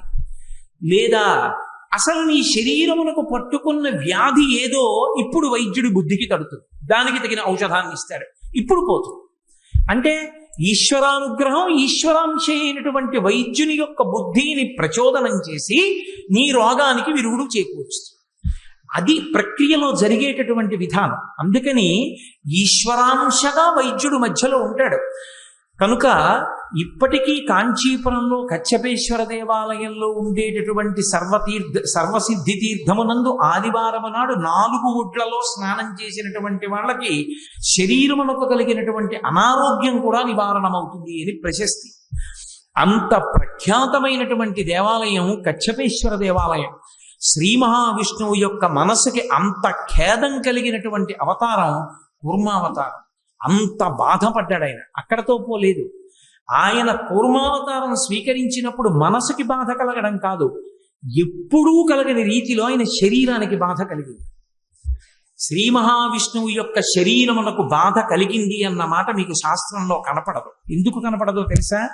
ఆయన శరీరము అమృతంతో ఉంటుంది. అమృత వపుహు అని విష్ణు సహస్రనామంలో ఆయనకి పేరు. అమృత వపుహు అంటే శరీరము అమృతము అని. అందుకే దానికి ఖేదం ఉండదు. ఖేదము లేని విష్ణువు యొక్క శరీరము ఖేదము పొందిన ఏకైక అవతారము కూర్మావతారం. ఆయన శరీరం చాలా బాధపడిపోయింది. ఎందుకు బాధపడిపోయిందంటే ఎక్కడి నుంచి పుట్టింది హాలాహలం? హాలాహలం పాలసముద్రం పైనుంచి పుట్టలేదు. ఆ పాలవెల్లి లోపల అప్పటికప్పటికి మంద రాగము తిరిగన్ చప్పుడు నిండిన జండము చెప్పిడిదే మధుని చెవులు చిందరగొనియన్ ఆలోల జలధి లోపల నాలోనహి విడచి చురల నసురల పరపన్ గీలా కోలాహలమున హాలాహల విషము పుట్టె అవనీనాథ అన్నారు పోతన గారు. ఆ మందర పర్వతాన్ని తిప్పుతున్నప్పుడు ఆదికూర్మం యొక్క వీపు మీద ఉంది, లోపల ఉన్నాడు ఆయన. ఏ పాల సముద్రం లోపల ఉన్నాడో ఆ పాల సముద్రం లోపల హాలాహలం పుట్టి, హాలాహలం పుట్టి ఆయన ఒంటికి దాని సెగలు కొట్టే వేడి. అయినా ఆయన కదలలేదు. ఎందుకు కదలలేదో తెలుసా? ఒక్క కారణానికే కదలలేదు. నేను కదిలిపోతే మందర పర్వతం పడిపోతుంది. మందర పర్వతం పడిపోతే నన్ను నమ్మి పైనున్న వాళ్ళు వాసుకిని పట్టుకుని చిలుకుతున్నారు. ఈ హాలాహలం పైకి తేలి వాళ్ళు పారిపోతే అప్పుడు నేను పైకి లేస్తాను. ఒకవేళ వాళ్ళు కానీ అలాగే చిలుకుతుంటే ఆ హాలాహలం చేత నా ఒళ్ళు దహించుకుపోతున్నా నేను ఇలాగే ఉంటానని ఉండిపోయాడు. ఆ ఉండిపోవడంలో ఆయన ఒళ్ళంతా కూడా వేడికి ఎంత తప్తమై బాధని పొందింది. ఇంత బాధ పొందితే అమృతోత్పాదనం అంతా అయిపోయిన తర్వాత అందరూ సంతోషంగా ఇంటికి వెళ్ళిపోయారు. ఇంత బాధ పొందిన విష్ణువు ఈ వేడి ఎలా పోతుందని ఆ వేడి పోక ఇప్పటికీ అంటుంటారే, వేసవికాలం రాత్రి చల్లబడి పడుకున్నానండి, పగలంతా వేడికి తాపం ఏమిటో రాత్రి నిద్ర పట్టలేదండి అంటారు. ఆ హాలాహలం పుట్టినప్పుడు తగిలినటువంటి తాపానికి విష్ణువుకి వేడి తగ్గలేదు. అమృతోత్పాదనం అయినా కూడా, లక్ష్మీదేవితో కళ్యాణం అయినా కూడా తగ్గకపోతే అప్పుడు మళ్ళీ పరమశివుణ్ణి ఆశ్రయించాడు. ఎవరో అర్థం లేని వాళ్ళు శివకేశవుల మీద భేదం, శివకేశవులకి భేదం చెప్పాలి కానీ అసలు మీకు ఎక్కడా శివకేశవుల మధ్య భేదం కానరాదు. భూతద్దాలు పెట్టుకుని వెతికి అక్కర్లేనివి సృష్టిస్తానన్న వాడికి జవాబు చెప్పేవాడు సృష్టిలో ఉన్నాడు. కాబట్టి మహానుభావుడు వెళ్ళి పరమశివుణ్ణి ఆశ్రయించాడు. నా ఒళ్ళు వేడెక్కిపోతోంది, ఎలా ఈ వేడి తగ్గాలని అడిగాడు. నేను కాంచీపురంలో ఏకాంబరేశ్వరుడనై ఉన్నాను. ఆ ఏకాంబరేశ్వరుడు తూర్పు దిక్కుని చూస్తుంటాడు. నా ఆలయానికి దగ్గరగా పశ్చిమ దిక్కు చూస్తూ నువ్వు నిలబడు. చంద్రకంఠేశ్వరుడని పేరు. ఇప్పటికీ మీరు ఏకాంబరేశ్వరుడి దేవాలయంలో దర్శనం చేసుకుని బయటికి వచ్చి నటరాజస్వామి ఆలయానికి వెళ్ళేటప్పుడు ఇటు నటరాజస్వామి ఆలయం ఉంటుంది, ఇటు చంద్రకంఠేశ్వరుడు ఉంటాడు. తిరుమంగయ్యాళ్వారులు అక్కడ స్తోత్రం చేశారు కూడా శ్రీ మహావిష్ణు స్వరూపం మీద. ఇప్పుడు 2 విగ్రహాలు ఉంటాయి. ఒకటి కొద్దిగా ఛిద్రమైందని ఆ విగ్రహం పక్కన పెట్టి కొత్త విగ్రహాన్ని ప్రతిష్ఠ చేశారు. అక్కడ నిలబడ్డాడు. అక్కడ నిలబడితే పరమేశ్వరుని యొక్క జటాజూటములో ఉండేటటువంటి చంద్రవంక యొక్క చల్లతనం తగిలి శ్రీ మహావిష్ణువు యొక్క శరీరం చల్లబడి. అంటే ఇంత కష్టపడ్డాడనడానికి 2 సాక్ష్యాలు కాంచీపురంలో ఉన్నాయి. ఒకటి కచ్చపేశ్వర దేవాలయము, ఒకటి చంద్రకంఠేశ్వర దేవాలయం. ఒకటి ఏకాంబరేశ్వర దేవాలయంలో ఉంది, ఒకటి కామాక్షి దేవాలయం నుంచి బయటికి వచ్చేసిన తరువాత కొద్ది దూరంలో చూస్తే పెద్ద శిఖరం కనపడుతుంది, కచ్చపేశ్వర దేవాలయం. కచ్చపేశ్వర దేవాలయంలో ఇప్పటికీ ఆదిపూర్వంగానే ఉన్నాడు. కాబట్టి అంత క్లేశాన్ని పొందినటువంటి అవతారం ఏ అవతారంలోనూ లేదు. ఆదికూర్మంగా ఆయన అంత కష్టపడ్డాడు. ఇంత కష్టం ఎవరి కోసం పడ్డాడు? ఏదో సరదాగా కష్టపడ్డవాడు కాడు. తనని నమ్ముకున్న దేవతల్ని ఒడ్డెక్కించడానికి తాను అంత కష్టపడ్డాడు. ఈ కష్టానికి కారణం దయ. అంత తప్పు చేసిన వాళ్ళు ప్రార్థన చేస్తే వాళ్ళని రక్షించడానికి ఇన్ని కష్టాలు పడి ఇంత దయ కలిగిన పరమాత్మ పాదాలు విడిచిపెట్టి ప్రపంచంలో కనబడ్డ ప్రతివాడికి నమస్కారాలు పెట్టద్దని నేను అన్నాం. వాణ్ణి నమ్ముకున్నాను, వీణ్ణి నమ్ముకున్నానని నమ్ముకోవలసిన వాడిని వదిలిపెట్టుకోవడం ఎంత దరిద్రం జీవితంలో. వాణ్ణి వదులుకోవడమా? లోకంలో మిగిలినవన్నీ నమ్ముకోవడమా? అవి నమ్ముకున్నా దక్కేవి కావు. వీణ్ణి నమ్ముకుంటే జారిపోయేవి కూడా దక్కుతాయి. అందుకని అటువంటి పరమాత్మ స్వరూపం, అటువంటి దయ కలిగినది ఆదికూర్మం అంటే. అటువంటి మహానుభావుడై ఆ లోపలే ఉండిపోయాడు. ఉండిపోతే మందర పర్వతాన్ని ఆయన యొక్క ఆ డిప్ప మీద పెట్టి తిప్పారు. సరే, హాలాహలం వచ్చింది, హాలాహలాన్ని శివుడు భక్షించాడు. ఆ కథ పక్కన పెట్టండి. తర్వాత అమృతోత్పాదనం అయింది. అమృతోత్పాదనం అయితే అయిపోయిందా? మళ్ళీ రాక్షసులకు దక్కకుండా దాన్ని దేవతలకు మాత్రమే పంచిపెట్టడానికి మోహిని అవతారం స్వీకరించవలసి వచ్చింది. ఒకే అమృతోత్పాదనలో ముందు ఆదికూర్మం, పక్కన మళ్ళీ వేరుగా మోహిని అవతారం. ఈ 2 అవతారాలు ఎవరి కోసం? మధ్యలో ఉన్న దేవతలు తనని నమ్మి నిలబడినందుకు వాళ్ళని రక్షించాలి. రక్షించి వాళ్ళకి అమృతాన్ని కట్టబెట్టాడు. కట్టబెట్టి పాల సముద్రంలోంచి మళ్ళీ కామధేనువు, కల్పవృక్షము, లక్ష్మీదేవి ఇన్ని పైకొచ్చేటట్టు చేసి ఇన్నిటితోటి దేవేంద్రుడు భోగభాగ్యాలతో స్వర్గలోకాధిపత్యం పొందేటట్టుగా అనుగ్రహించినటువంటి పరమదయాశాలి శ్రీ మహావిష్ణువు యొక్క అవతారమైనటువంటి ఆదికూర్మావతారం. అంత గొప్ప అవతారం. అందుకే ఆదికూర్మావతారాన్ని స్మరించిన, కూర్మావతారం గురించి ఒక్కసారి చదువుకున్న, కూర్మావతారం గురించి చెప్పిన, కూర్మావతారం గురించి విన్న విష్ణువు కాదుట, విష్ణువుతో పాటుగా 33 కోట్ల మంది దేవతలు ప్రీతి చెందుతారు. ఎవరు కూర్మావతారాన్ని తలుచుకుంటారో వాళ్ళు జ్ఞానాన్ని పొందుతారు. ఎందుకని అంటారేమో, ఇందులో ఒక పెద్ద చమత్కారం ఒకటి ఉంది. కూర్మము అంటే తాబేలు నిజానికి ప్రతి ఇంటిలో ఉండాలి. మనకి ఇప్పటికీ దేవాలయాల్లో తాబేళ్ళు ఉంచుతారు. ప్రతి దేవాలయంలో తాబేలు ఉంటుంది. పూర్వం ప్రతి నూతిలో ఒక తాబేలు నుంచేవారు. ఎందుకు తాబేటి నుంచుతారో తెలుసా? తాబేటి యొక్క దర్శనము మంగళ దర్శనం. తాబేటి వంక చూస్తే మంగళం. అందుకే ఇంట్లో కనీసం తాబేలు బొమ్మ అట్టి ఉంచుకుంటారు. ఉంచుకుని ఒకసారి ప్రయత్నపూర్వకంగా దాని వంక చూస్తారు.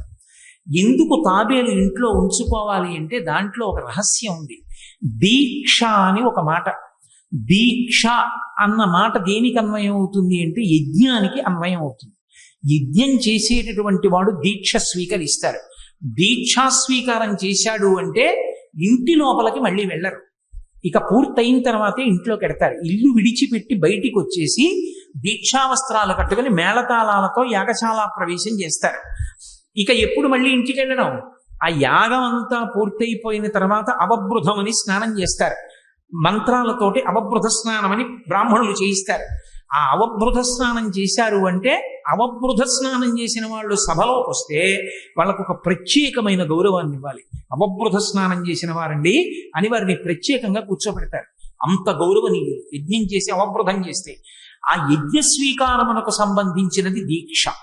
రెండవది దీక్ష అన్న మాట ఎవరికి అన్వయం అవుతుందంటే ఒక శిష్యుణ్ణి ఉద్ధరించడానికి గురువు గారి యొక్క అనుగ్రహ ప్రసరణ విధానమునకు దీక్ష అని పేరు. దీక్ష చేత ఏం చేస్తారంటే లోపల ఉండేటటువంటి వస్తువు బాగా తయారై ఎగిరిపోవడానికి అవకాశం ఇస్తారు. ఆకాష్ అంటే పరమాత్మ, ఆ అంటే పరమాత్మ, ఆ మొట్టమొదటి అక్షరం.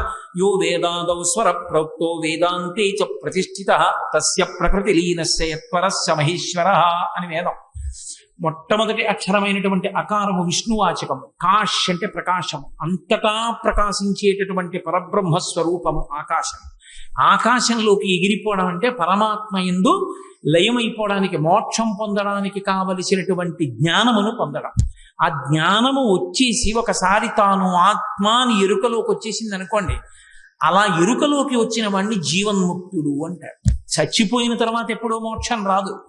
జ్ఞానమును పొందగానే తాను ఆత్మ అని ఎరుకలోకి రాగానే నేను శరీరం కాదు అన్నది అనుభవంలోకి వస్తే భగవాన్ రమణుల్లా, చంద్రశేఖరేంద్ర సరస్వతి మహాస్వామి వారిలా, రామకృష్ణ పరమహంసల, వివేకానందుళ్ళ అలా అనుభవంలోకి వస్తే వాళ్ళు జీవన్ముక్తులు అంటారు. శరీరంతో ఉంటారు కానీ కురుడి కొబ్బరికాయ లోపల ఊడిపోయి ఎలా గుడుగుడులాడుతుంటుందో అలా ఆత్మ శరీరము నుండి విడివడి ఆత్మగా ఉండి శరీరాన్ని ఇక పట్టించుకోరు. ఆ శరీరంలోంచి బయటికి వచ్చేసి శరీరం పడిపోతే విదేహముక్తి అంటారు.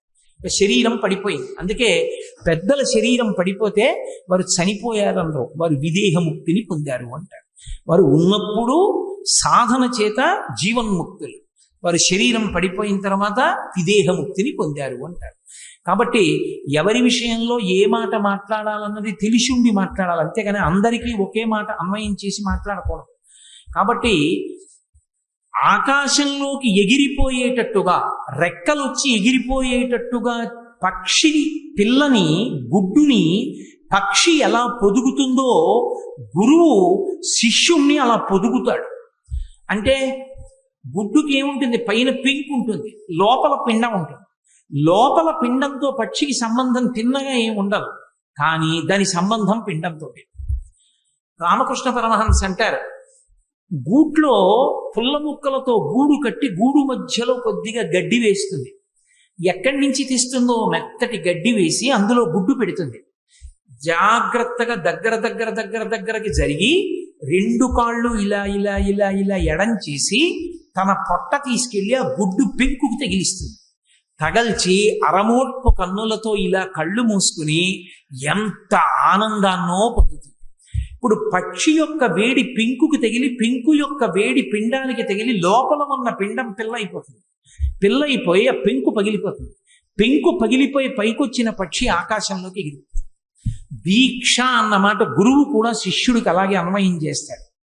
పెంకు అజ్ఞానం, ఆ పెంకు అన్న అజ్ఞానం లోపల ఉండిపోతాడు.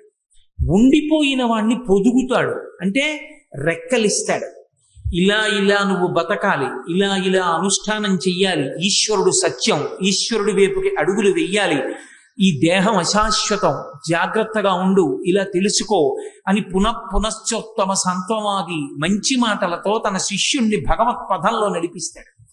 అలా నడిపించగా నడిపించగా నడిపించగా శిష్యుడు ఆ పెంకు పగల కొట్టుకుని ఎగిరిపోతాడు, ఈశ్వరుడు యందు ఐక్యం అవుతాడు. అలా ఎగిరిపోవడానికి కావలసినటువంటి స్థితిని గురువు కల్పిస్తాడు. ఈ గురువు కల్పించేటటువంటి దీక్షని 3 రకాలుగా చెప్తారు. ఒకటి నయన దీక్ష, ఒకటి స్పర్శ దీక్ష, ఇంకొకటి స్మరణ దీక్ష అంటారు. నయన దీక్షకి మీనాక్షి అమ్మవారు ప్రతీక, అలాగే స్పర్శ దీక్షకి కంచి కామాక్షి అమ్మవారు ప్రతీక, స్మరణ దీక్షకి కాశీ విశాలాక్షి ప్రతీక. అందుకే అక్షి శబ్దంతో ఉంటుంది, అందుకే ఆవిడ గురుమండల రూపిణి. గురుమండల రూపిణి అంటే ఇలా దీక్ష ఇచ్చేది అమ్మవారే అని మీరు అనుకోకూడదు, భగవత్ తత్వానికి అన్వయం అవుతుంది. నేను మీతో విష్ణు రక్షకుడు అని ఒక మాట అన్నాను. విష్ణువు కేవలము రక్షకత్వమే కాదు, ఆయన గురుస్వరూపం. ఆయన ఒకసారి హంసావతారంగా వచ్చారు, ఒకసారి దత్తాత్రేయ అవతారంగా వచ్చారు, ఒకసారి హయగ్రీవావతారంగా వచ్చారు, ఒకసారి వ్యాసాచార్యుల వారిగా వచ్చారు, ఒకసారి కృష్ణ భగవానుడుగా వచ్చి జగదాచార్యుడై భగవద్గీత చెప్పాడు. ఆయన ఎన్నోసార్లు ఆచార్య స్వరూపాన్ని పొంది జగద్గురువై నిలబడ్డాడు. కృష్ణుడు జగద్గురువు, అందుకే కృష్ణం వందే జగద్గురు అంటాం. ఆ గురుతత్వం అన్వయమవుతుంది. ఇందులో స్పర్శ దీక్షని కుక్కుట దీక్ష అంటారు. కుక్కుట దీక్ష అంటే స్పర్శ పొందుతుంది. ఉదాహరణకి కుక్కుటం అంటే కోడి పెట్టని తరిమి తరిమి తరిమి తరిమి ఆ పెట్ట మీదకెక్కి కూర్చుంటుంది ఒక్క క్షణం, ఆ స్పర్శ సుఖాన్ని పొంది దిగిపోతుంది. కామాక్షి అమ్మవారు అనుగ్రహించేటప్పుడు స్పర్శనిస్తుంది, ఆమె తగిలి అనుగ్రహిస్తుంది. ఆమె తగలడం ఎంతో మంది కాంచీపురంలో అనుభవించారు, ఎందరినో అనుగ్రహించి.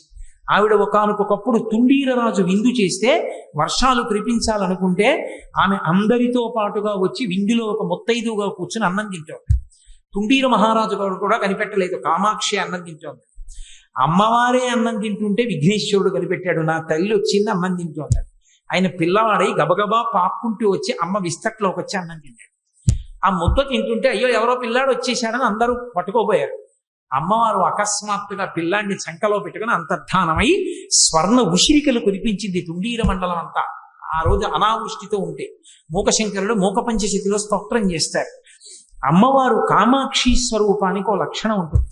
అనుగ్రహించాలనుకున్నప్పుడు తన పాదం ఎత్తి శిష్యుడి భక్తుని యొక్క తల మీద ఉంచుతుంది. అందుకే శంకర భగవత్పాదులు సౌందర్యలహరి చేస్తున్నప్పుడు లలితాపరా భట్టారికా స్వరూపమే కామాక్షి స్వరూపం. అందుకే ఆయన సౌందర్యలహరిని పూర్తి చేస్తూ ఒక మాట అంటారు, శృతీనాం మూర్ధానో దదతి తవయౌ శేఖరతయా అంటారు. వేదముల యొక్క చివర భాగమునందు విహరించేటటువంటి పాదములు కలిగిన ఓ తల్లి, నీ పాదములు నా తల మీద ఉంచు అంటారు. కుక్కుట దీక్ష, కామాక్షి పాదం ఉంచుతుంది. పాదం ఉంచితే అక్కడితో వాడికి పెంకు పగిలిపోతుంది. పెంకు పగిలిపోయిందంటే గుడ్డు విడిపోయి అజ్ఞానం అనే పొర విచ్చిపోయి జ్ఞానమును పొందుతాడు. కామాక్షి అనుగ్రహం కుక్కుట దీక్ష, మీనాక్షి అనుగ్రహం నయన దీక్ష. ఆమె అనుగ్రహిస్తుంది, ఎలా? చూపులతో అనుగ్రహిస్తుంది. జీవశాస్త్రంలో ఏం చెప్తారో నాకు తెలియదు, కానీ వేదాంత శాస్త్రంలో మాత్రం చేప గుడ్లు పెట్టినప్పుడు నది యొక్క అలల మీద పెట్టేస్తుంది. అలల మీద పెట్టేస్తే అలల మీద గుడ్లు అలా ఉంటాయి. ప్రవాహం వచ్చినప్పుడు చేప వెళ్ళిపోతూ ఉంటుంది, గుడ్లు ముందు వెళ్ళిపోతుంటాయి. అయ్యో గుడ్లు పెట్టానే, తేలి వెళ్ళిపోతున్నాయి, ఈ గుడ్లు పిల్లలు అవ్వాలని కోరుకుని అలా ప్రేమతో చూస్తుంది చేప. చేప యొక్క చూపుల చేత పొదగబడి పిల్లలు అవుతాయి. చూపులతో పోషించి కేవలం తన చూపుతో పెంకు పగలకొట్టి అజ్ఞానాన్ని విచ్చిపోయేటట్టు చేసి జ్ఞానాన్ని ఇస్తుంది. అందుకే నేను నయన దీక్ష ఇవ్వగలిగిన తల్లి కాబట్టి మీనాక్షి. చేప పిల్లల్ని ఎలా పోషిస్తుందో అలా పోషించి జ్ఞానం ఇస్తుంది గురుమండల రూపిణి. కాబట్టే ఆ తల్లి మీనాక్షి స్వరూపంగా ఉంటే తన చూపులతో కేవలం దృష్టిపాతం చేత తనని నమ్ముకున్నటువంటి భక్తులకు జ్ఞానాన్ని ఇచ్చేస్తుంది. అందుకని ఆవిడికి మీనాక్షి. అందుకే శంకరాచార్యుల వారు దృశాద్రహీయస్యాదరదలిత నీలోత్పల రుచ దవీయాంసం దీనం స్నపయ కృపయా మమపి శివే అనీనాయం ధన్యో భవతి నచతే హనిరియత అని మనీవా హర్మ్యేవా సమకర నిపాతో హిమకరహ అంటారు. ఆ తల్లి అలా చూస్తూనే ఉంటుంది. ఎప్పుడు ఎంతవరకు చూస్తుందంటే బ్రహ్మాండాలు ఎంతవరకు ఉన్నాయో అంతకన్నా ఎక్కువ వరకు కన్ను తిప్పి చూస్తుంటుంది. అది మీనాక్షి తత్వం. ఇక మూడవది ఉంటుంది కమట దీక్ష అంటారు. కమట దీక్ష అంటే తాబేటి దీక్ష. తాబేలు గురుస్వరం. తాబేలు ఉండడమే మంగళప్రదం. ఎందుకని అంటే తాబేలు స్మరణ చేత రక్షిస్తుంది. గురువు అలా కూడా రక్షించగలడు. ఎలా రక్షిస్తారంటే తాబేటికి ఒక లక్షణం ఉంటుంది, అది నీటిలో గుడ్లు పెట్టదు. నీటిలోంచి బయటికి వచ్చి ఒడ్డుకొచ్చి ఇసుకలో కొద్దిగా కన్నం చేసి అందులో గుడ్లు పెట్టి ఇసుక మూసేస్తుంది. మూసేసి నీటిలో వెళ్ళిపోతుంది. వెళ్ళిపోయి నీటిలో తిరుగుతూ గుర్తొస్తుంది, అయ్యో ఒడ్డున ఎక్కడో ఇసుకలో కన్నం పెట్టి గుడ్లు పెట్టాను, అవి పిల్లలు అవ్వాలి, పెద్దవవ్వాలి, చిన్న చిన్న తాబేళ్ళు అవ్వాలి, అవి కూడా ఈ నదిలోకి రావాలి అని స్మరిస్తుంది. తాబేలు యొక్క స్మరణల శక్తి చేత పొదగబడతాయి ఆ గుడ్లు. పొదగబడి పిల్లలు అవుతాయి. గురువు ఎక్కడో ఉండొచ్చు, ఉన్న శిష్యుణ్ణి అనుగ్రహంతో స్మరిస్తాడు. స్మరించిన కారణం చేత పెంకు పగిలిపోతుంది. అలా మహానుభావులు ఎందరినో అనుగ్రహించారు.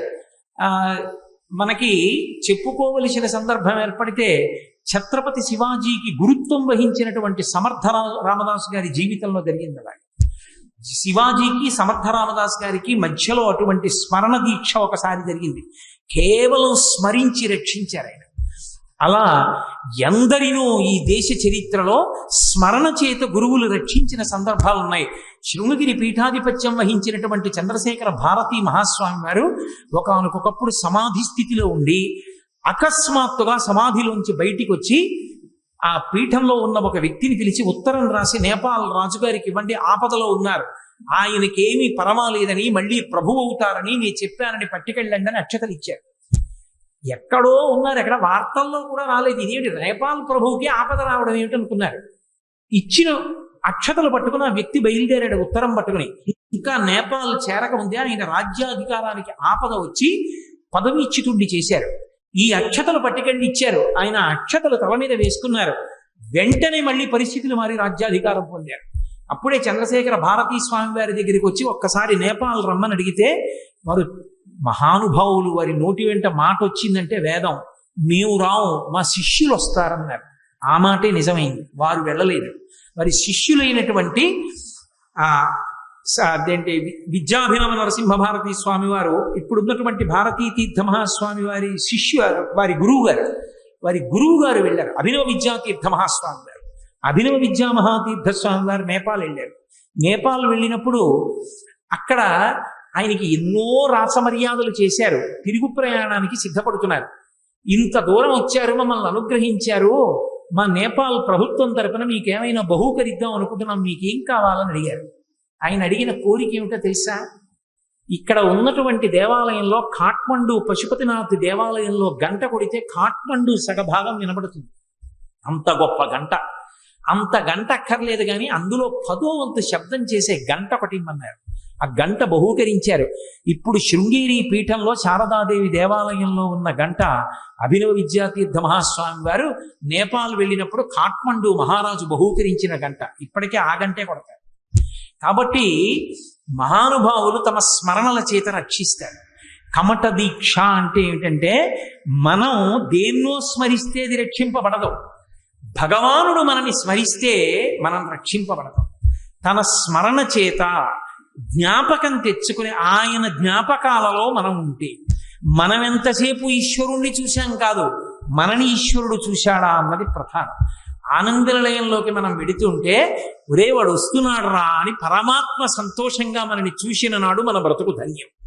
తప్ప 1000 రికమెండేషన్లు చేయించుకుని ఎంతసేపు అక్కడి నించున్నామన్న దానితో ఏ విధమైనటువంటి ప్రయోజనము. ఈశ్వరుడి దృష్టిలో పడడానికి హేతువు ధర్మం ఒక్కటే. ఆ ధర్మాన్ని పట్టుకున్న నాడు ఈశ్వరుడు వాడి వంక ప్రేమతో చూస్తాడు. ఆయన దృష్టిలో పడడం అంటే కమట దీక్ష. అందుకే ఎవరు ఆది కూర్మాన్ని స్మరించారో, ఆది కూర్మము యొక్క స్మరణలు ఎవరి మీద పడతాయో వాళ్ళు జ్ఞానములు పొంది మోక్షాన్ని పొందుతారని చెప్పడానికి రహస్యం అక్కడ ఉంది. కాబట్టి ఇంట్లో తప్పకుండా కూర్మాన్ని ఉంచుతారు. కూర్మాసనం అని ప్రత్యేకంగా వేసి కూర్చుంటారు. తపస్సు చేసేటటువంటి వాళ్ళ పీట మీద తాబేటిని చెక్కుతారు. ఆ కూర్మం మీద కూర్చుంటే ఒక ప్రత్యేకమైన లక్షణం ఒకటి ఏర్పడుతుంది. దీన్ని రహస్యంగా ప్రస్తావించారు శంకరాచార్యుల వారు. షట్పదీ స్తోత్రం చేస్తూ ఆయన ప్రారంభం చేస్తూనే అవినయమపనయ విష్ణోహో అని మొదలుపెట్టి సంసారం తారయ తారయ అంటూ మొదలుపెట్టారు. సంసారాన్ని దాటించేవాడా అని మొదలుపెట్టి ఒక పెద్ద చమత్కారం చేశారు షట్పది స్తోత్రంలో. అందులో అద్భుతమైనటువంటి ప్రాస పెడుతూ శ్లోకరచన చేస్తూ అందులో శంకరులు అన్నారు, దామోదర గుణమందిర సుందర వదనారవింద గోవింద భవజలధి మదనమందర అని పిలిచారు పరమేశ్వరుడు. దామోదర గుణమందిర సుందర వదనారవింద గోవింద, దకారం తిరగడంలో వచ్చిన అందం శ్లోకానికి అని పిలుస్తూ భవజలధి మదనమందర అన్నారు. ఇక్కడ తాబేలం లేదు, నువ్వు మందర పర్వతం అన్నారు విష్ణువు. అసలు క్షీరసాగర మథనం ఎందుకు వినాలి, కూర్మావతారం ఎందుకు వినాలి అని అడిగారు. కూర్మావతారం ఎందుకు వినాలో తెలుసా?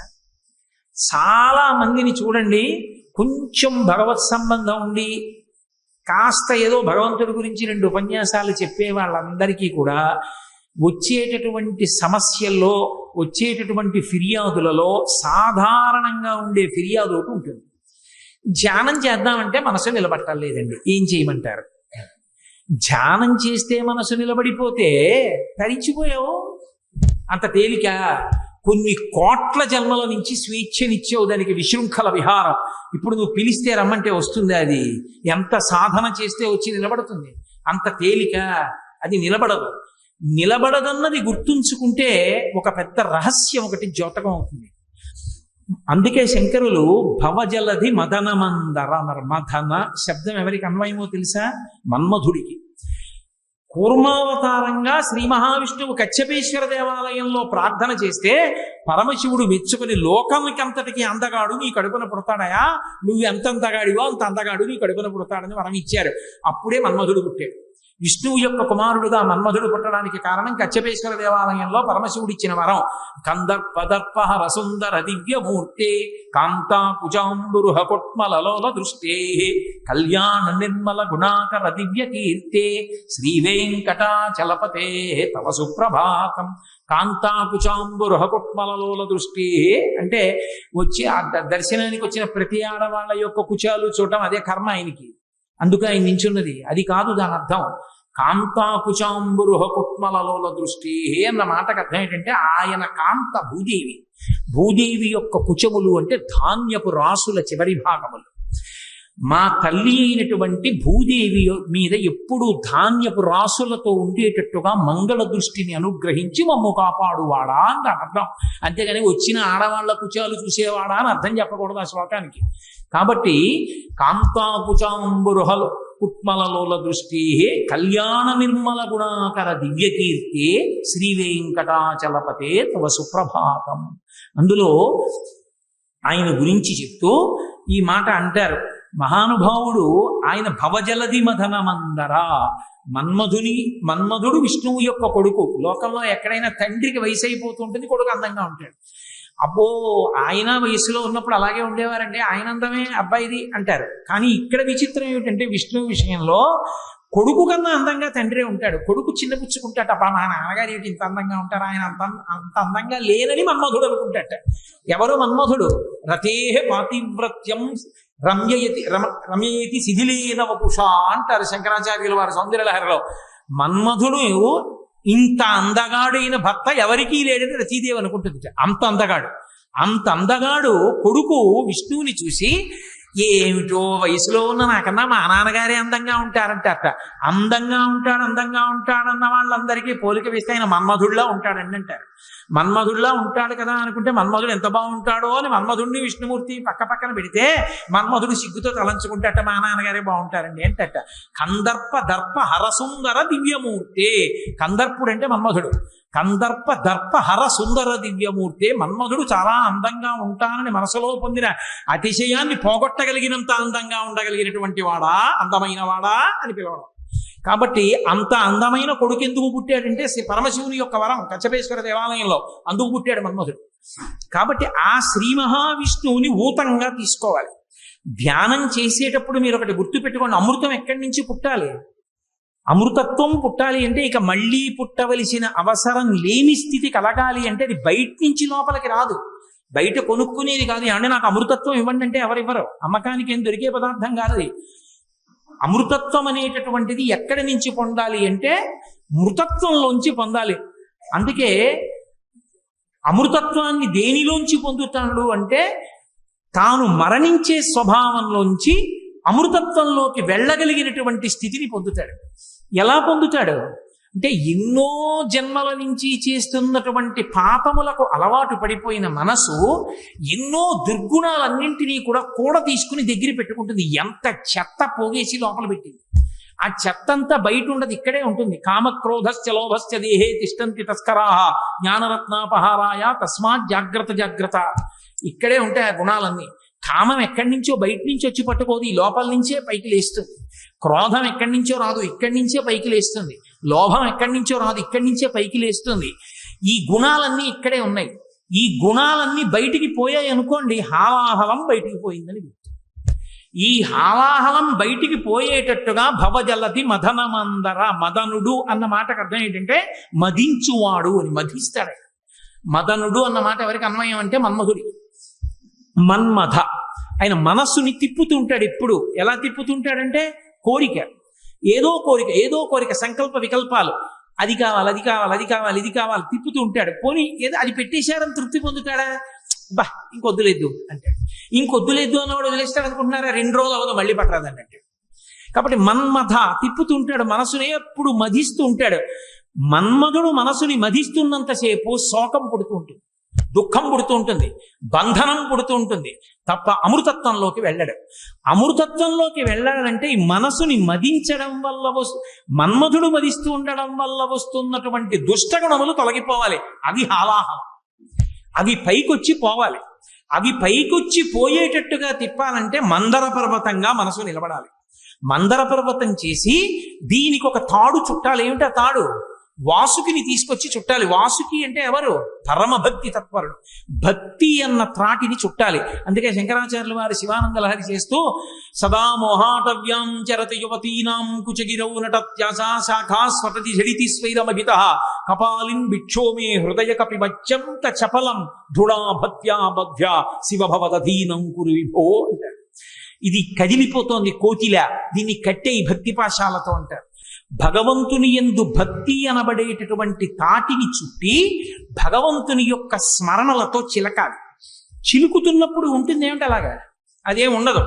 ఇవాళ ఒక్క అరగంట గాయత్రి చేయవే అని కూర్చున్నారు అనుకోండి, అబ్బాయి ఎంత వేడిగా ఉందో, తొందరగా లోపలికి వెళ్ళిపోయి కాస్త ఏసీ వేసుకుని ఆ గదిలో కూర్చుంటే బాగుంటుంది. పోనీ ఇవాళ ఒక్కరోజు 16 చేస్తానే, రేపు చేద్దాం.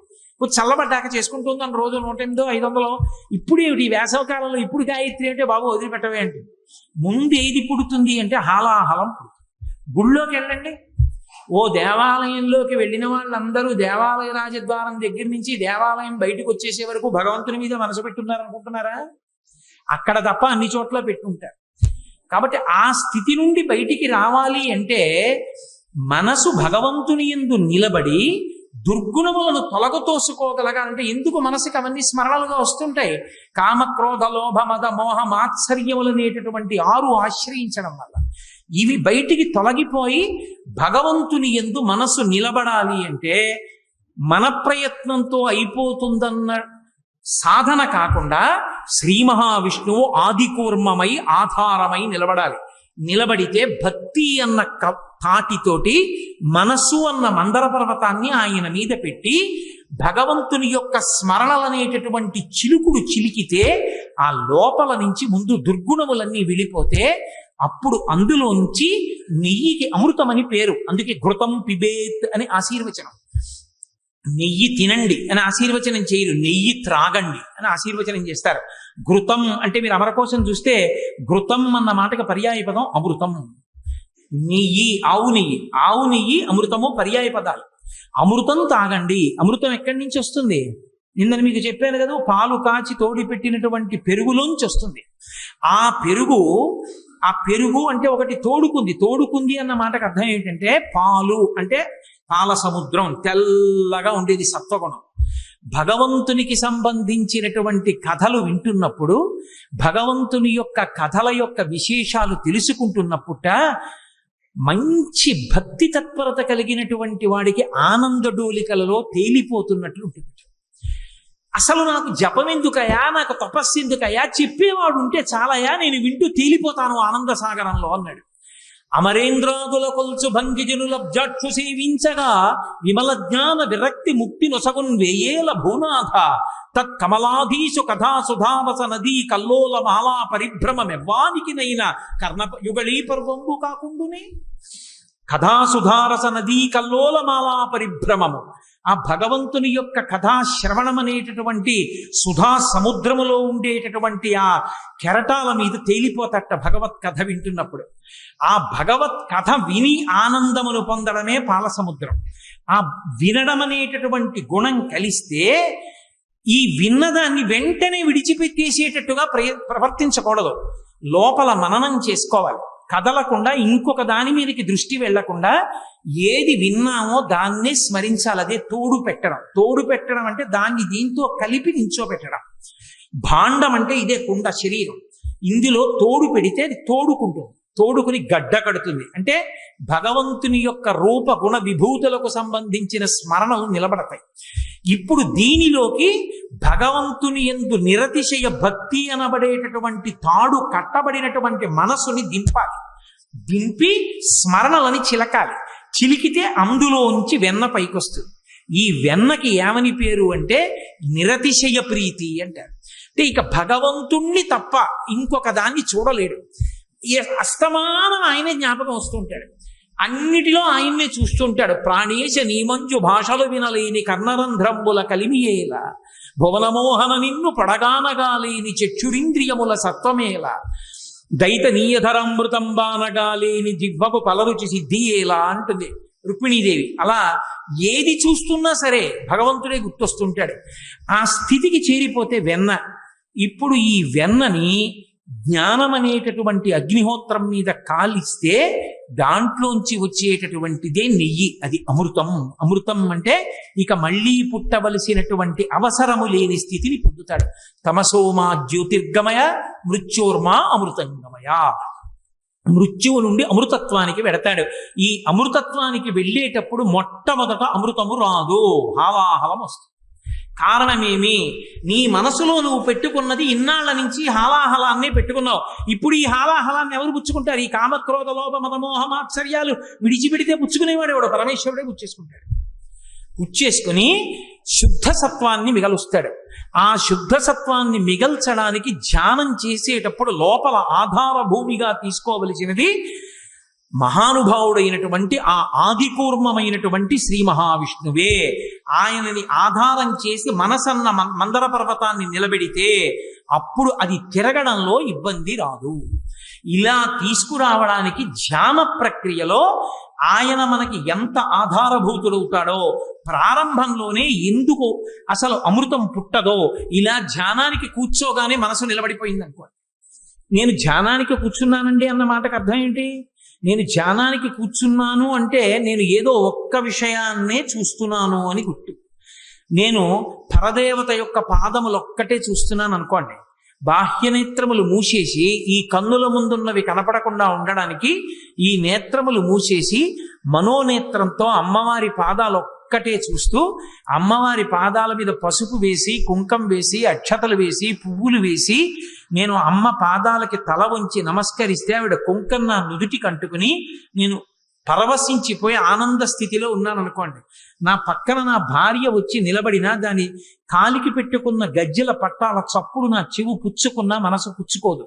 చెవికి మనసుకి మధ్యలో ఉన్న సంబంధం తెగిపోతుంది. ఒక్కొక్కచో అదొక దీక్ష. శ్రీ విద్యా సంప్రదాయంలో అదొక స్థాయి. కన్నులు తెరుచుకుని ఉంటారు కానీ ఎదురుగుండా ఉన్నది కనపడదు. లోపల ధ్యానం చేస్తున్న దాన్ని చూస్తూ ఉంటారు. ఆ స్థితికి ఎదిగిపోయాడు అనుకోండి, అప్పుడు దృష్టి అంతా వెళ్ళి కేంద్రీకరింపబడిపోయింది. ధ్యానం మూడు లేవు. ధ్యానం చేస్తున్నవాడు, ధ్యానము చేయబడుతున్న వస్తువు అని మూడు ఉండవు, ఒక్కటే. ఏ వస్తువుని ధ్యానం చేస్తున్నాడో ఆ వస్తువుగా మారిపోయి ఆనంద తన్మయత్వంలో నిలబడిపోతాడు. అది అంబుజోదర దివ్యపాదార వింద చింతనామృతపాన విశేషమత్త చిత్తము ఏ రీతి ఇతర విషయంబు చేరనీర్చు వినుత గుణశీల మాటలు వెయ్యునేలా అంటాడు ప్రహ్లాదుడు. ఆ స్థితికి చేరుకోవాలి అంటే మనస్సు అలా కదలకుండా ఉండాలంటే ఆధారం ఒకటి ఉండాలి. ఆ ఆధారము ఎవరో కాదు, నువ్వు ఆధారాలు ఇచ్చి నిలబెట్టలేవు మనసుని. నీవు భగవంతుని పట్ల చేసినటువంటి భక్తి కారణంగా శ్రీ మహావిష్ణువే ఆది కూర్మమై ఆధారమై మనసుని నిలబెడతారు. నిలబెట్టి అమృతం లోపల నుంచి పుట్టేటట్టు హాలాహలం తొలగిపోయేటట్టు చేస్తారు. ఈ ధ్యాన ప్రక్రియకి యథార్థానికి అసలు క్షీరసాగర మథనము ఇక్కడే జరుగుతూ ఉంటుంది. అందుకే ఇక్కడ క్షీరసాగర మథనానికి ధ్యానాన్ని అన్వయం చేసి శంకర భగవత్పాదులు షట్పదీ స్తోత్రం చేస్తే దామోదర గుణమందిర సుందర వదనారవింద గోవింద భవజలధి మదనమందర అని పిలిచారు. భవజలధి అంటే చావు పుట్టుకలతో కూడుకున్న సంసారం అనేటటువంటి సాగరం. ఈ సాగరాన్ని తరించడానికి దీన్ని నేను మదనం చెయ్యడానికి అమృతోత్పాదనం అవడానికి నాకు ఆధారమైనటువంటి వాడివి కేవలముగా పరమాత్మ నువ్వే అని శ్రీ మహావిష్ణువుని ఆధార భూమికగా స్వీకరించమని. అంతేకాదు ఆయన రక్షణ సామర్థ్యం ఏమిటో పోతన గారు గజేంద్ర మోక్షణంలో చెప్తారు. మకరం ఒకటి రవిజొచ్చెను మకరము మరి ఒకటి ధనదు మాటున డాగెన్ మకరాలయమున తిరిగెడు మకరంబులకు కూర్మరాజు మరుగున కరిగెన్ అంటారు. భయం వేస్తేట నీళ్లలో ఉండేటటువంటి ప్రాణులన్నీ ఎక్కడికి వెళ్ళి దాక్కుంటాయంటే పరమ భయం ఏర్పడితే ఆదికూర్మం చాటుకెళ్ళి దాక్కుంటాయిట. ఆదికూర్మంగా ఇప్పటికీ శ్రీ మహావిష్ణువు వెలసి ఉంటారు అని. కాబట్టే కచ్చపేశ్వర దేవాలయం కాంచీపురంలో అంత ప్రఖ్యాతి వహించింది. అందుకే కూర్మావతారం అంత ప్రశస్తి వహించింది. ఈ కూర్మావతారం గురించి ఎవరు చెప్పారో, ఎవరు విన్నారో, ఎవరు దీన్ని చదువుకుంటారో వాళ్ళందరికీ జరిగేటటువంటి గొప్ప ప్రయోజనం ఏమి అంటే బయట ఎన్నిటినైనా జయించవచ్చు, బయట ఎన్నిటినైనా నేను సాధించి నిలబెట్టాననొచ్చు. తన మనసుని తాను నిలబెట్టడం మాత్రం సాధ్యం కాదు. నేను చెప్పినట్టు కదలకుండా ఉంటుందండి అనలేరు. నేను ఇలా అంటేనండి పడుంటారు వాళ్ళు అంటాడు. నేను ఇలా అంటే నా రాజ్యంలో నోరెత్తాడు ఎవడంటాడు. ఇలా అంటే నీ మనసు ఆగుతుందా? అదే అడుగుతాడు. లోకములన్నీయున్ గెలిచినాడవు ఇంద్రియానీకము చిత్తమున్ గెలువనేరవు నిన్ను నిబద్ధు చేయు భీషణ శత్రులార్వుర ప్రభిన్నుల చేసిన ప్రాణికోటిలో నీకు విరోధి లేడొకడు నిర్పున చూడుము ధనవేశ్వర అంటాడు ప్రహ్లాదుడు. నువ్వు ఇలా పిలవగానే మనసొచ్చి భగవంతుని పాదములను స్మరించు అంటే వెళ్ళిపోయి భగవంతుని యొక్క పాదార విందముల యందు చేరిపోతుందా? చేరదు. అందుకే శంకరాచార్యుల వారు షట్పది. షట్పది అంటే భగవంతుని యొక్క పాదార విందం అంటాం. తుమ్మెద ఎక్కడ అణిగిపోతుంది? తామర పువ్వులోకి వెళ్ళి అణిగిపోతుంది. అలా భగవంతుని యొక్క పాదార విందముల యందు పంచేంద్రియములతో కూడుకున్న మనస్సనబడేటటువంటి 6 కాళ్ళు కలిగిన నా షట్పది అణిగిపోవాలి. అణిగిపోయి ఆ పాద పంజరమునందు, ఆ పాద పంకజమునందు ఆ తామర పువ్వులోంచి వచ్చే తుమ్మెద గ్రోలుతూ మత్తెక్కి పరవశించి ఉండిపోవాలంటే అటువంటి ధ్యాన స్థితిని పొంది మృత్యోర్మ అమృతంగమయ వైపుకి నడవడానికి ఆదికూర్మమే ఆధారం. అంతటి రక్షణ భారాన్ని వహించాడు, గురుతత్వాన్ని ప్రకటింపచేశాడు. అందుకే ఇప్పటికీ ఆదికూర్మాన్ని ఉంచుతారు. ఇప్పటికీ పెద్ద పెద్ద దేవాలయాల్లో నీటి సరస్సు ఏర్పాటు చేసి తాబేళ్లను ఉంచుతారు. నా చిన్నతనంలో దేవాలయాలకు పెడితే తాబేళ్లు ఉండేవి. వాటికి చక్కగా బొట్లు అవి కూడా పెడుతుండేవారు. వాటికి కాసిని శనగల్లాంటివి వేస్తే వచ్చి తింటుండేవి. తాబేలు ఎక్కడైనా కనపడితే నమస్కరించేవారు. ప్రతి నూతిలో, ప్రతి చెరువులో ఎక్కడ చూసినా తాబేలు ఉండేవి. ఎందుకనంటే తాబేటి యొక్క దర్శనం అంత గొప్పది. కూర్మ యంత్రం అని ఒక ప్రత్యేకమైన యంత్రం వేస్తారు. కూర్మాసనం అని ఆసనం వేసుకుంటారు.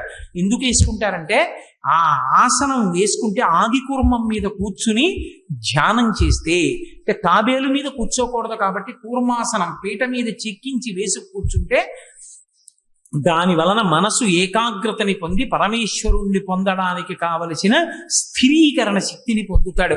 ఇన్ని లక్షణములను ప్రకటింపచేసినటువంటి మహోత్కృష్టమైనటువంటి అవతారము కూర్మావతారం.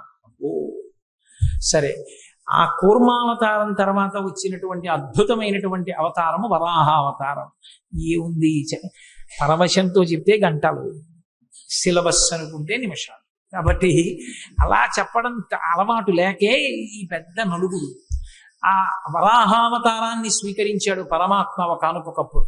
మత్స్య కూర్మ వరాహశ్చ నరసింహశ్చ వామనః అని కదా. అందుకని ఆయన వరాహావతారం స్వీకరించడం అంటే పంది యొక్క రూపాన్ని పొందాడు. ఏమిటి ఆయన కర్మ? ఎందుకు పంది రూపాన్ని పొందడం అంటే, ఆయన కొరకు పంది రూపాన్ని పొందినవాడు కాదు, లోకరక్షణ కొరకు పొందినటువంటి వాడు. ఒకానొకప్పుడు ఒక ఆశ్చర్యకరమైనటువంటి సందర్భం ఒకటి జరిగింది. జయ విజయులని శ్రీవైకుంఠంలో ఆ శ్రీ మహావిష్ణువు యొక్క పార్షదులు వాళ్ళు లోపలికి ఎవ్వరూ వెళ్లకుండా కాపు కాస్తూ ఉంటారు. ఒక్కొక్కసారి స్థానబలం చాలా విచిత్రమైనటువంటి అహంకారాన్ని తీసుకొస్తుంది. అహంకారం తీసుకురావడానికి ఒక కారణం ఉండాలనుకుంటే అంతకన్నా పొరపాటు ఇంకోటి లేదు. నాకు ఏమీ లేదండి అని అహంకరిస్తాడు. ఒకడు ఉందని అహంకరిస్తే నాకు ఏ గొడవ లేదండి. ప్రతివాడికి ఆఫీసులో చాలా పనులు ఉన్నాయనుకోండి, నాకు ఏ గొడవ లేదా, ఇదే ఎప్పటికి వెళ్ళిపోవచ్చు, నేను హాయిగా నాది తేలిక సీట్ అని అహంకరిస్తాడు. అహంకరించాలన్న కోరిక ఉండాలి, కానీ అహంకరించడానికి ఒక ప్రత్యేకమైన విభూతి ఉండవలసిన అవసరం లేదు. ఏమీ లేదని కూడా అహంకరించవచ్చు. కాబట్టి ఆ అహంకారమే కొంప ముంచేస్తుంది. శ్రీ మహావిష్ణువు యొక్క ఏకాంతవాసాన్ని రక్షించే వాళ్ళం మేమే. మా అనుమతి ఉంటే తప్ప విష్ణు దర్శనం అవ్వదు. మేము అనుమతిస్తే పెడతారు, మేము అనుమతించకపోతే విష్ణు దర్శనం అవ్వదు. ఇది ఎంత దూరం వెళ్ళిందంటే భాగవతంలో ఒకనాడు శ్రీ మహావిష్ణువు లక్ష్మీదేవి ప్రణయ కలహానికి లోనయ్యారు. ఏదో ప్రణయం, వాళ్ళిద్దరూ ఆడుకుంటున్నారు. దాంపత్యం అన్న తర్వాత అందులో చిన్న కోపం రాకపోతే అసలు పండదు. ఎప్పుడూ పరమ ప్రేమతో తాళి కట్టిన దగ్గర నుంచి ఎన్నడూ అసలు ఒకరినొకరు మాట అన్నది అనుకోని దాంపత్యం అనుకోండి, అంతకన్నా అర్ధరహితమైన దాంపత్యం ప్రపంచంలో ఇంకోటి ఉండదు. ఎప్పుడో అప్పుడు దెబ్బలాడుకోవాలి. అంటే కావాలని ముహూర్తాలు పెట్టుకు దెబ్బలాడుకోమని నా ఉద్దేశం కాదు. ఏదో చిన్న మాట పట్టింపు, కొద్దిగా కోపం వస్తుంది, అది భయంకరంగా ఎవరో జోక్యం చేసుకునే అవసరం రాకూడదు. ఆవిడ ముందు మాట్లాడాలని ఈయన, ఆయన మాట్లాడకూడదా అని ఆవిడ, ఇద్దరు ఏదో కాసేపు ఆ బెట్టు చేసి ఆ తర్వాత ఇద్దరు ప్రశాంతంగా సంతోషంగా ఉంటే ఆ ప్రణయ కలహం ఏదో పాకం పలచగా ఉన్నది కొంచెం బాగా తీగ పాకంగా సాగినంత అందాన్ని ఇస్తుంది సంసారానికి. మనసులు అర్థం చేసుకోవడానికి మరింత అవకాశాన్ని ఇస్తుంది తప్పించని మరీ మూడో మనిషి వచ్చి జోక్యం చేసుకోవలసినంత భయంకర స్థితులను పొందకూడదు దాంపత్యం. లక్ష్మీదేవి ప్రణయ కలహంతో ఒకసారి ఏకాంతవాసం నుంచి బయటికి వచ్చి ఈ పాటికి ఆయన నేను కనపడలేదని బెంగపెట్టుకుని ఉంటారు అని ఆయన బెంగ పెట్టుకోవడం కాదు, ఆయన దగ్గరికి వెళ్ళి చాలాసేపు అయిందని ఈవిడికి బెంగ కలిగింది. అందుకని ఈవిడ లోపలికి వెళ్ళిపోతుంది. నిత్యానపాయని కదా అమ్మవారు. అలా ఉండాలి దాంపత్యం అంటే, అంతే. అలా ఉంటుందా అండి అనకండి. ఆవిడ అలా ఉంది కాబట్టి మనం ఇలా ఉండాలని మనకి తెలిసింది, మన కోసం ఆవిడ అలా ఉంటుంది. అంతేగాని ఆవిడికి పిచ్చికి అలా ఉంటుందని సిద్ధాంతాలు చెప్పకూడదు. కాబట్టి నిత్యానపాయని ఆ తల్లి లోపలికి వెళ్తాం. బయటికి రావడం అంటే నీ ఇష్టం, కానీ లోపలికి వెళ్ళడానికి మా అనుమతి ఉండాలన్నారు వీళ్ళు. నేను ఆయన దగ్గరికి వెళ్ళడానికి మీ అనుమతి ఎందుకంది ఆవిడ. స్వామి విశ్రాంతి తీసుకుంటున్నారేమో, ఇప్పుడు మీరు వెళ్ళి మళ్ళీ గొడవ చేస్తే బాగుండదు, మీరు ఇప్పుడే కోపంగా బయటకు వచ్చారు, మళ్ళీ వెళ్ళి ఆయన శాంతి భంగం చేస్తారు, వీలు లేదన్నారు. ఆవిడే లక్ష్మి. లక్ష్మి అన్న మాటకు అర్థం ఏంటంటే లక్ష్మ, గుర్తు బట్టి లక్ష్మి. అందరికీ టేబుల్ మీద నేమ్ ప్లేట్ ఉంటే ఒక ఆయనకి గది బయట నేమ్ ప్లేట్, బయట లోపలికి పంపించడానికి మనిషి ఉన్నాడు అనుకోండి, ఆయన లక్ష్మి గొప్పది, టేబుల్ మీద బోర్డు ఉన్నవాడి లక్ష్మి కన్నా. లక్ష్మ గుర్తు చేత తెలియబడతాడు. ఒక ఆయన కారు దిగితే ఇలా అడ్డంగా ఓ పెద్ద రాగి ప్లేట్ కూడా వేసుకొని ఒక ఆయన కూడా వెంట దిగి వస్తుంటాడు అనుకోండి, ఇంకా పెద్దవాడని గుర్తు. సరే ముందు వెనక కూడా పోలీస్ కార్లు వెళ్ళాయి అనుకోండి, ఇంకా అంతకన్నా చెప్పడం నాకెందుకు వచ్చిన గొడవ కానీ. కాబట్టి లక్ష్మ, వాటి చేత లక్ష్మి తెలుస్తూ ఉంటుంది, వైభవం తెలుస్తూ ఉంటుంది. వీళ్ళ లక్ష్మ ఏమిటి? ఆవిడ అనుగ్రహమే. శ్రీ మహావిష్ణువు ఉన్నటువంటి ఏకాంతవాసం బయట కాపలా కాయగలిగినటువంటి లక్ష్మి ఆవిడ అనుగ్రహం. అందుకే అమ్మవారికి ఒక పేరుంది, యశస్విని, కీర్తినిచ్చేది. ఇంతమంది ఇలా కూర్చుంటే నేను ఒక్కడనే ఇక్కడ కూర్చుని మాట్లాడితే మీరు వింటున్నారంటే నా గొప్ప కాదు. అయ్యో వీడు మాట్లాడితే అంతమంది వినేటట్టు చేసి వీడు చెప్పాడన్న కీర్తిని వీడికి కట్టపెట్టి వీడిని సంతోషింపజేస్తానని అమ్మవారు అనుగ్రహిస్తే ఇక్కడ కూర్చున్నా నేను. కాబట్టి ఆవిడ యశస్విని. దానివల్ల ఎవరు సంతోషిస్తోందంటే మా అమ్మ సంతోషిస్తోంది నాతో పలికించి. ఇవన్నీ నేనే పలికేస్తున్నాను అనుకుంటే అయితే నువ్వే పలుకని అందంటే నా బతుకు బయటడిపోతుంది. అది అమ్మవారి యొక్క తత్వం. కీర్తినిచ్చింది ఆవిడ. జయ విజయులుగా ఉండండిరా అంది ఆవిడ. ఉండండిరా అంటే నువ్వే లోపలికి వెళ్ళొద్దన్నారు వాళ్ళు. ఆవిడంది మీ లక్ష్మి తొలగిపోతుంది. మీ లక్ష్మి తొలగిపోతుందంటే ఓ కారణం రావాలిగా. అందుకు వెనకాల వచ్చారు సనక సనందనాథులు. వాళ్ళు ఎప్పుడూ బాలురుగా ఉంటారు. ఎప్పుడూ బాలురుగా ఉంటారంటే బాలురైన వారికి ఒక రక్షణ ఉంటుంది, తమ రక్షణ తాము చూసుకోరు. ఏ ఇబ్బంది వచ్చినా అమ్మానో నాన్నగారండి అనో అరుస్తారు అంతే. వాళ్ళు ఎప్పుడూ భగవంతుడినే చూస్తారు. మహాజ్ఞానులు వాళ్ళు. అందుకని వాళ్ళు శ్రీ మహావిష్ణు దర్శనానికి వస్తున్నారు. వస్తుంటే మరి లక్ష్మి శాపం ఉంది కదా, పోవాలి వీళ్ళకి పదవి. అందుకని వీళ్ళు వాళ్ళని అడ్డగించారు.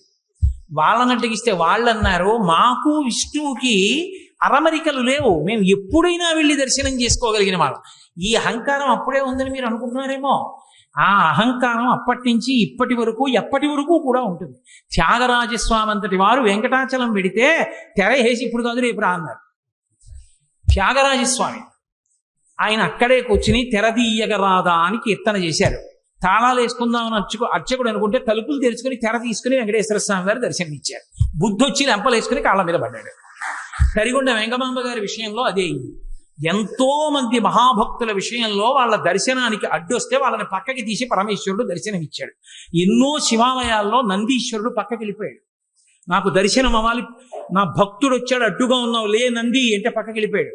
ఇప్పటికీ ఆ దేవాలయాల్లో నంది పక్కకుండి భగవంతుడి భక్తులు దర్శనం చేసుకునే అవకాశం ఇచ్చాడు. భగవంతుణ్ణి చూడాలని భక్తుల ఆర్తి ఎంత ఉంటుందో, పరమభాగవతోత్తముడైన వాడిని చూడాలని భగవంతుని యొక్క ఆర్తి అలా ఉంటుంది. కాబట్టి ఇప్పుడు మేము లోపలికి వెళ్ళడానికి అనుమతి ఏమిటయా? ఆయన మా కోసం ఎదురు చూస్తాడు, మేము ఆయన కోసం ఎదురు చూస్తాం, మేము స్వేచ్ఛగా వెళ్ళొచ్చు, తప్పు చేస్తున్నారు అడ్డకండి అన్నారు. వీల్లేదు, మీరు వెళ్ళడానికి వీల్లేదు, మా అనుమతి ఉండవలసింది అన్నారు.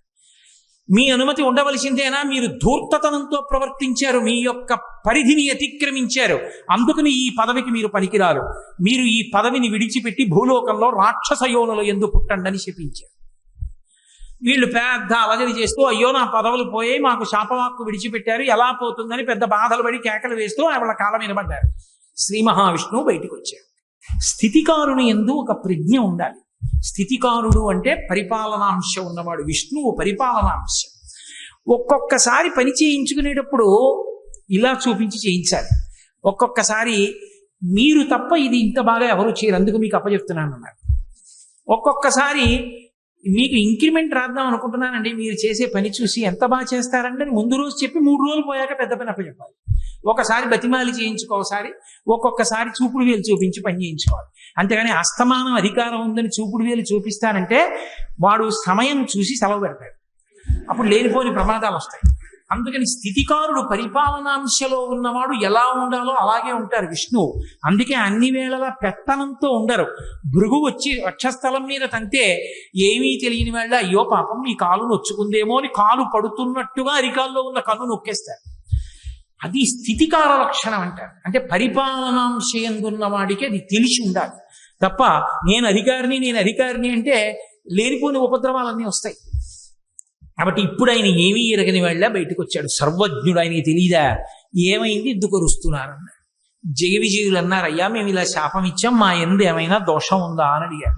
మీ ఎందు ఏం దోషం లేదు అని జయ విజయుల వంక చూసి, ఇన్నాళ్ల నుంచి పని చేస్తున్నాం, ఒక్క తప్పు చేస్తే వాళ్ళు చెప్పిస్తే మమ్మల్ని వెనకేసుకు రాలేదు మా బాస్ అని అనుకోవచ్చు కదూ. అందుకని ఆయన ఒక గొప్ప సిద్ధాంతాన్ని చెప్పారు. తనువున పుట్టినట్టి బెడిదంబకు కొష్ట మహాగదంబు చేవనరితదీయ చర్మము వివర్ణత నొందిన రీతి భృత్యులొప్పని పని చేసినన్ విభుని బంధుర చారు యశంబు పేరు పెంపును చెడిపోయి దుర్యశము పొందుచునందురు విష్టపంబులన్. అసలు ఈ శరీరం ఉంటుంది, ఈ శరీరం ఒకడికి ఏదో కొంచెం నల్లగా ఉంది, ఆయన తెల్లగా ఉండాలని కోరిక. ఈలోగా కుష్ఠవ్యాధి వచ్చింది. కుష్ఠవ్యాధి వచ్చి తెల్లటి మచ్చలు వచ్చాయి. అబ్బా ఎలాగో తెల్లగా అవ్వలేకపోయాను కానీ ఎంత బాగుందో, తెల్ల మచ్చలు వచ్చినట్టు పెట్టుకున్నాడు అనుకోండి, వేళ్ళు ఊడిపోతాయి. తనువున పుట్టినట్టి బెడదంబకు కుష్ఠ మహాగదంబు చేవనరితదీయ చర్మము వివర్ణత నొందిన రీతి. తన శరీరంలోనే పుట్టిన కుష్ఠవ్యాధి తన శరీరంలోనే పుళ్ళు పుట్టి చీవు నెత్తురు కారి పురుగులు వాలేట్టు చేసినట్టు భృత్యులొప్పని పని చేసినన్ నా భృత్యులే కదా అని తప్పు చేసినా వెనకేసుకు రావడం అలవాటైతే, ప్రభువు యొక్క బంధుర చారు యశంబు పేరు పెంపును చెడిపోయి దుర్యశము పొందుతునందురు విష్టపంబులన్.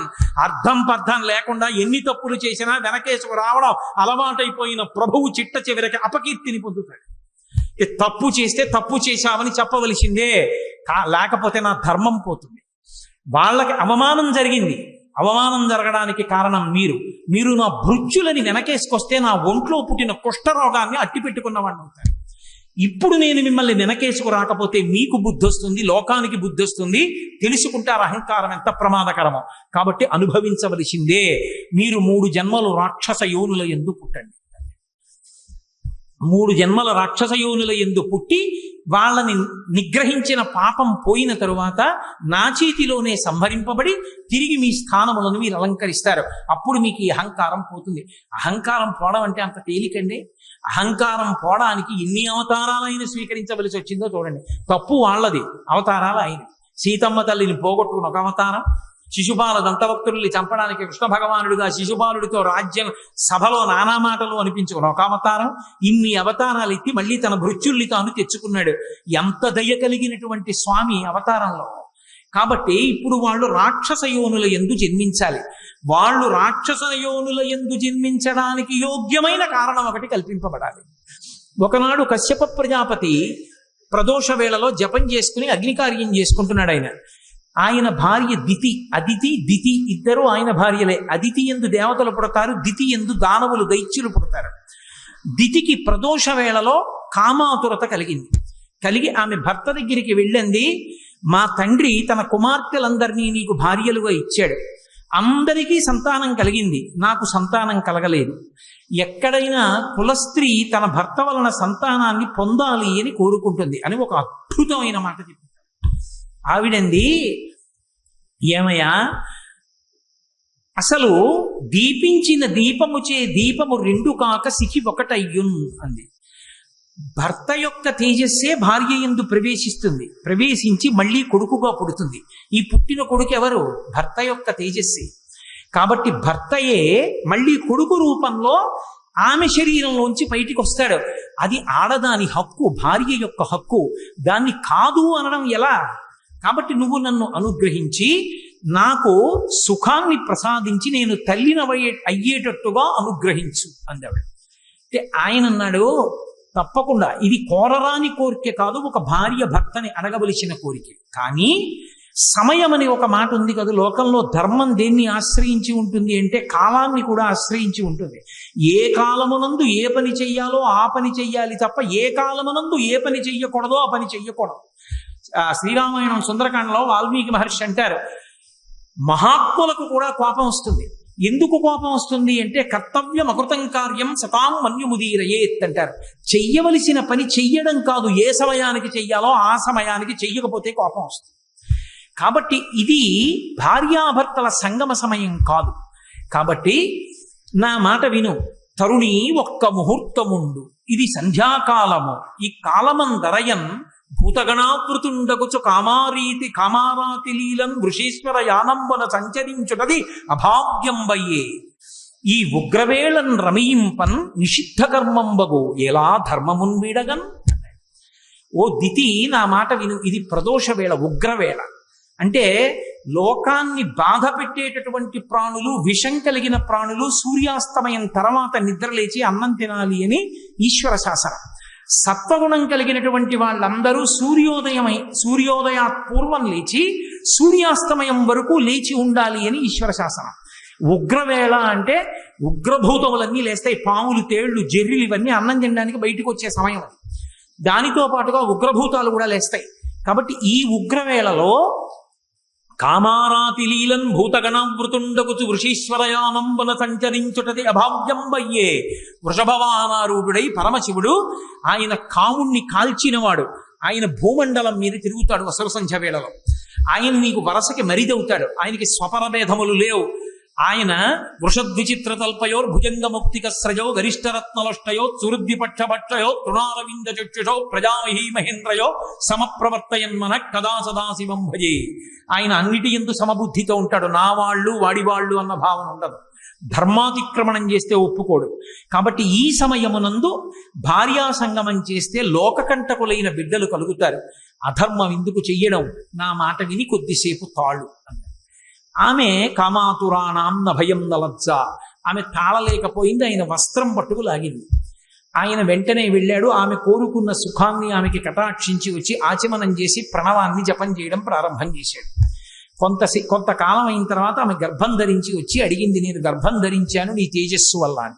ఆయన వెంటనే దివ్య దృష్టితో చూసి అన్నాడు, రమించకూడని ఉగ్రవేళలో నన్ను నిగ్రహించి నాతో రమించావు, కాబట్టి నీ కడుపున పుట్టేటటువంటి సంతానం లోకాన్ని రక్షించేటటువంటిది కాదు.